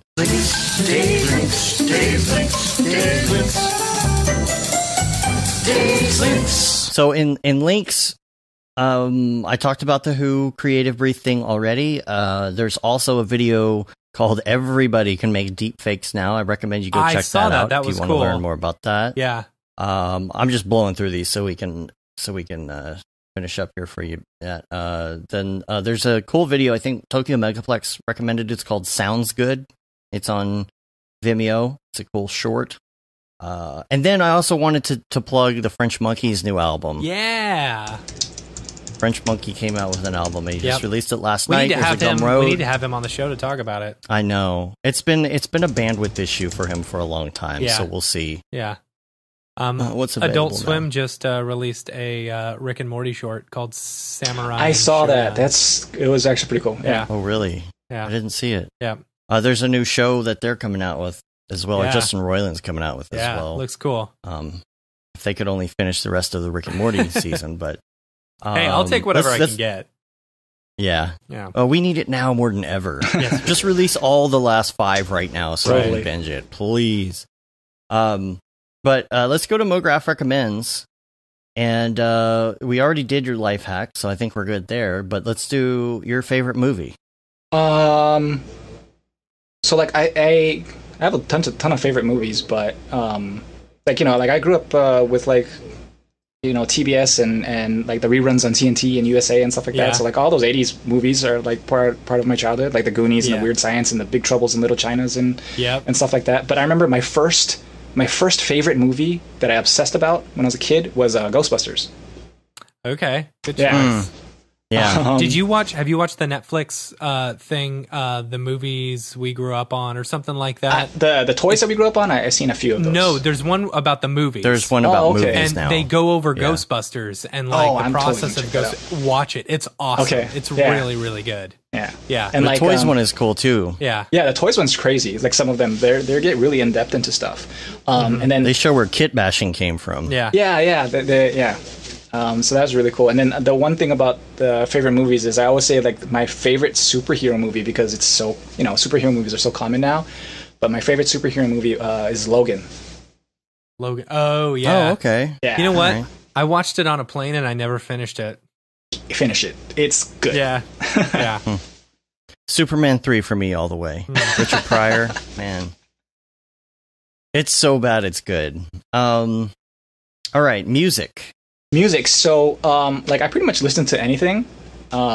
And I'm not one of those people that really listen to too much stuff while I'm working, unless I'm really trying to get something done fast. And like I try to listen to something high, and I don't have to hear the sound. And I try to listen to something really high paced or fast. But like a lot of times, like I find myself just listening to soundtracks from movies or themes from TV shows or whatever, just because I guess the nostalgia factor or the way it makes you feel, like superhero themes and things like that. But the other thing that I was going to say that I listen to, which is going to sound really weird, so bear with me while I was trying to sort of explain it. But while I was doing my year of dailies for both Houdini and Cinema 4D, and just since then, in general, is like I sort of started putting in the background while I work ASMR. Okay. And it's not the typical, I guess, what the industry has become now, but more just of the like scratching on paper or like when they do like zooms in of like drawing or painting or whatever that someone talking like this. Yeah, not so much that stuff, because that's kind of sometimes is a little bit creepy, but creepy. Just those really interesting, minute, almost white noise, but it's not white noise. Yeah, human white noise. And that's music. That's kind of weird. That sounds weird. I like it, but but it's sort of. So the thing is, it's like constantly like trying to learn new things, or I guess especially when my daughter was born, and every time she would cry in the middle of the night, I don't know about other first time parents, but like I would shoot out of bed like crazy and just go straight to the crib, and like my heart would be beating crazy fast and my brain would be working really fast, and doing that all the time, that was becoming my norm. But it was hard for me to start winding down. Yeah. And sort of like actually starting to try to concentrate, not so much wind down to like exactly fall asleep, but just like get my thoughts focused, I guess is what I was trying to do. And like I started feeling like putting stuff like ASMR in the background sometimes would actually help me. I wasn't getting like, I guess like people call it the tingles or whatever it is per se, but it was more like a brain really gasm. like a calming thing, or like a helping me focus kind of a thing. So that's not to say that I listen to it all the time, but sometimes. What about TV shows? TV shows, so like in the past year, like probably the best thing and the most smartest thing that I've watched, really enjoyed was Watchmen. Like that was really done like extremely well, and like I know some people that I've tried to recommend it to, and they're like, I couldn't get into it because it got canceled. Like how good can a show be if it got canceled or whatever it is? And the thing is, it actually didn't get canceled. The creator just decided not to continue. And they didn't want to do it without him. They tried to get into it. They tried to get so many people to take the torch after him, but he had originally scripted only one season, and it was even to the point where it was supposed to be 10 episodes. But I think right when they started finishing episode 6, he was like, I could make one more episode to fill out the 10, but it would just be filler, and I don't want to do that to the audience, and I don't want to do that to the story. And HBO was just like, oh yeah, all right, just do what you got to do, make your show. It's one of the best things that I've seen on TV in recent years. I tried twice to get into it. I need to try again. It's really good. I don't know. It's really good. How about podcasts? So like this podcast, obviously, but that's because it comes up on the Bad Signal channel, and then I have it on during work or whatever it is. But the other thing is, like, I only live about 10 minutes from work, so I don't really have too much of a commute to listen to work, to listen to podcasts and stuff. But on average, like I try to listen to other podcasts by like School of Motion, or even Christo had one for a bit. I'm not sure if he's still doing it, because that's how rarely I have really long drives. Whenever I go into LA and stuff like that, I try to put those on. I try to get into those. But like things on NPR, like it's funny because I think it was Zach Corzine, who was originally also from San Francisco, and like in his talk he was like listing all these NPR shows like TED Talks and Freakonomics and things like that, and I was like, yep, those are the ones I listen to too. Like they're all basically sort of the same. Recently, like Kevin Smith's podcast, because he just goes over like all the stuff that's going on in the industry about like superhero movies and stuff like that, and he just like he loves everything, and I really get into like how much he like enjoys things. He's such a great speaker. He is, but he keeps rambling on and on. I kind of tend to do that too sometimes. That's why it's G rant. Let's see, Joe Rogan. Sometimes I try whenever there's a good clip or whatever. out there. But real good guess, a really good resource. I don't really listen to the podcast, even though they do have one, but it's just a really good blog and resource in general. I think it's something Chris Schmidt actually touched on when he was on the show. It's called Farnham Street Blog. And that one is... I haven't heard of that. So Farnham Street is just a community of people who really like to learn and learning how to learn. And so, like, I have some OCD, and I try to, like, clear out my inbox of all the unread stuff, whether it's just tossing out junk mail or whatever it is. But Farnham Street and emails from that Coursera's course I was taking on learning how to learn are the only emails that I still have that are unread, because I know I want to get back to them. I just don't have the time, and they keep building up. But, like, there is so chock full of really good resources on learning how to learn. I even just recently realized that they have a paid subscription for a more robust inner circle of people who really like learning and stuff like that. But I'm thinking about actually probably going to try to join. But it's actually a really good resource. Cool. What else do we have there? What's left? Plugin? Favorite plugin? It's going to be wrong to say, and I wish this wasn't the case, but I'm going to say Houdini is my plugin, because I am still using Houdini like a plugin, which I wish I could be using it more every day and have it the other way around. But as it is right now, Cinema 4D is still my go-to to do things fast and dirty and get things done. And if I really need functionality of Houdini, like, you know, the V2B modeling is actually just so much more robust sometimes, and I just have to port it out there, or the bools. Yeah. The bools in Houdini are just crazy. Yeah. And things like that. And it's almost like build your own plugins to, you know, Houdini. Yeah, you can problem solve that way. Whatever plugin you need. Yes. And so, like, for the most part, sense. I wish, like I said, I wish it wasn't the case, but Houdini is probably my answer, you know, that. Cool. That's cool. Favorite headphones? Favorite headphones, like, I don't really, like, I'm using Sony's right now. They're really, really good. But I don't really have too much of a preference. Half the time I'm, like, listening to it with half the thing off like this anyway. So I can hear what's around me. But one thing I did was I got really cheap Bluetooth headphones, and so, like, I'm not enough to just buy Apple headphones all the time or whatever. Plus, these things are so small that you kind of lose them. But what I've done is I buy the cheaper Bluetooth ones. They're only like $25, $30 or whatever, and I have it set up so that one gets ported to my iPhone and the other gets ported to my iPad, and I just switch them to whatever I need them to, because I think iPods or Apple headphones, you can have them connected to multiple things at one time. But with ghetto, like, really cheap versions like this, I just have to make my own, make do with it. But I really like having that, being able to listen to one or the other, especially when I'm, like, rocking my son to sleep or something to that effect. It's really helpful to have that wireless connectivity. Totally. Yeah. And then, lastly, your favorite app. What's your favorite go-to app whenever you I got open your phone? I got two something. Really good ones, but I also have a really quick life hack after this too that I wanted to share with you guys. Oh, okay, but, cool. So the two apps are one thing. The extension for Chrome is the thing that I use, and Houdini Mark was asking me about this too, because he was like, "How are you watching my class at, like, times 3.5 speed or whatever?" It's a Chrome extension. It's called, like, Video Speed something. Where's my mouse? If you can, it comes up if you just look at any Chrome extension or whatever.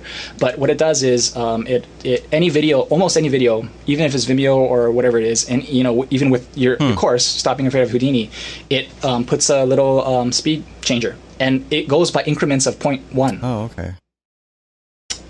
Yeah. Oh, okay. Because I was gonna say, cool. I think the course only, like, default will go up to 2x. Yeah. It won't go any further. It's great. So I've been watching, you know, to catch up, especially in the beginning when it was kind of stuff I sort of already knew. I was watching at 3.5 times speed. And the only reason why you can watch it that fast is because I was kind of already familiar with the content, obviously. But, you know, it goes, it's a Chrome extension, and it has hotkeys. So you just use S or D to speed up. And so whenever I open up a YouTube a video, I'm automatically just hitting D to get it to times 2 speed or whatever it is. And you can adjust on the fly to whatever speed that you feel is, you know, you're more comfortable with. It's so helpful, and I've been basically living my life at times 2 or faster for anything. That's cool. You know? Yeah. The other app that's really good. It's for iPhone, but if you download Baywatch, which sounds weird, but it's actually an eBay watcher. Oh, okay. And so it'll alert you when you have like things that come in under, like you can set up the criteria for like certain prices, or if it's used, or buy now, or whatever it is. And it doesn't work always 100%, and it's not always 100% super up to date. So sometimes I'll find something that comes in at a really good price, and by the time I click on it, it's already sold. But it's how I was able to get last summer. I think. So let's see. I got two 2070. Just not supers though, because that's before supers came out. But they were the ones that you take out of a production build, so like a aftermarket. Build to order. Yeah. No, not a build to order. Like a stock one, and then you want to rip it out and put your own in afterwards. The one that you rip out is a kind of like a name brandless one. So I was able to get two of those, and each of those were like 270, I think. That's a really good deal. Or 270s, 2070s, yeah. And I was able to get a 2080, which I then sold afterwards because it was so cheap. But I got a 2080 right around the same time for about 380. That's pretty good. And it was because of that. Yeah. So it's really good. So like I just told you guys my secret of how I know all of the secrets. Like if you have it set on watch, you can see what the trends are also for selling your own stuff too. So that's how I know like a 1080 Ti is only going to go for about this much and blah blah blah and things like that. So it's really cool. That's cool. So what's the Baywatch? What you already gave us 2 life hacks, I think. Yeah. So the other life hack is not about like speed changes and all that stuff like that, which I still recommend that you do. Like the speed app to change YouTube videos, it's the greatest. But this is a weird thing that I do, and I want to know if other people have this problem. And so if it works with other people, please let me know. Okay, so depends on where you are. Sometimes if it's humid or not, like you get like plugged up ears. I don't know if everybody comes. It feels like you have a cold, or it feels like you just have water in your ears, and you kind of have an echo in your voice. And I know a few people that I've heard that have that problem, and they just can't get rid of it. And I found out that if you actually lie down or put your head in a lower position as the rest of your body, or the same position as your body, so basically just lie down or put your head down in between your legs or something, and swallow, it'll unpop your ears. Weird. And it will stay unpopped for a while. If it's really bad, it'll pop again. I mean, it'll plug up again. You just do it again. So it kind of looks weird. Like if you can't really, like if I did it now, it'd look weird, I needed that about 7-8 years ago. I had that happen really bad after I was sick. I mean, like 2 weeks of just being in my own head both ears. I finally got so tired of it. I just pinched my nose and blew as hard as I could, which is probably not a good idea. But sometimes, well, the thing is with the way that it was doing, with my ears would get plugged up, that wouldn't work. And so like the only thing I found out that would work is if I actually put my head down and actually just swallowed really hard. It sounds kind of weird that I'm trying to explain, but yeah, I just want to know if other people have that problem and if it works for other people, because it totally works for me. But interesting. I think we covered everything pretty much. That was good. That was a lot of information in a short amount of time. That's 2x. Try watching that at 2x speed. That's funny. There we go. It's technically 4x. Yeah, we really appreciate you being on, man. No, thank you so much. It's really been an honor to be on the show, actually. You were like, I don't know if we have anything to talk about. I'm like, dude, we'll have stuff to talk about. It's like we just set you up and then let you go. I really, really, really appreciate the community that you guys made. Like, it wouldn't be any community without you. True that. Yeah. So, if anybody's out there listening, like, join the Slack. It's an amazing place to be a part of. If anybody's interested in joining, just hit us up. Yep. We'll hook you up. We figured that's the best way to do it. Yep. So just email us. Yeah. So if people want to find you, you got your website. It's GRANTINOUYE.com. Now, what about on all the things? So all the things, like I'm usually GRANTRANTS, because GRANT was taken, but it's G_rant_rants, which is hard. So if you just find my website, then you can get a link to it. Yeah. And we've got it in all the social media posts for this morning too. You can find it there. On all the different platforms. That's the hard thing about doing social now, is you got to go find everybody avatar and call sign from everything, but everybody go check that out. We're gonna get out of here. You can rate us on iTunes, leave a review. It helps get our ratings up. You can also subscribe on your podcatcher of choice. Subscribe to our newsletter, which goes out once a month. I got another one I'm working on right now to go out. It's actually a little late, to tell you the truth. You can say you've been there, done that, got the t-shirt with the Mograph logo tee, the Paul Babb Feel the Bab 2020 shirt, all the profits from that go to Doctors Without Borders. Render Things t-shirt, hoodie, long sleeve tee, and of course the That Render is Fire shirt, which you're only allowed to wear ironically. And that's it. We're on Facebook, Twitter, Instagram, YouTube, Mograph.com. Come hang out, check us out, and quarantine with us. Yep. And wash your hands. Wash your hands. And stay in your friggin' house. Wash your effing hands. Right. Stay in your friggin' house. If you don't have to go out, don't go out. Yes. Be careful out there, everybody. Yeah. All right. Well, we're going to get out of here. Till next time, I'm Dave. And I'm Matt. And I'm G-Rant. Have a good one. Later, yo.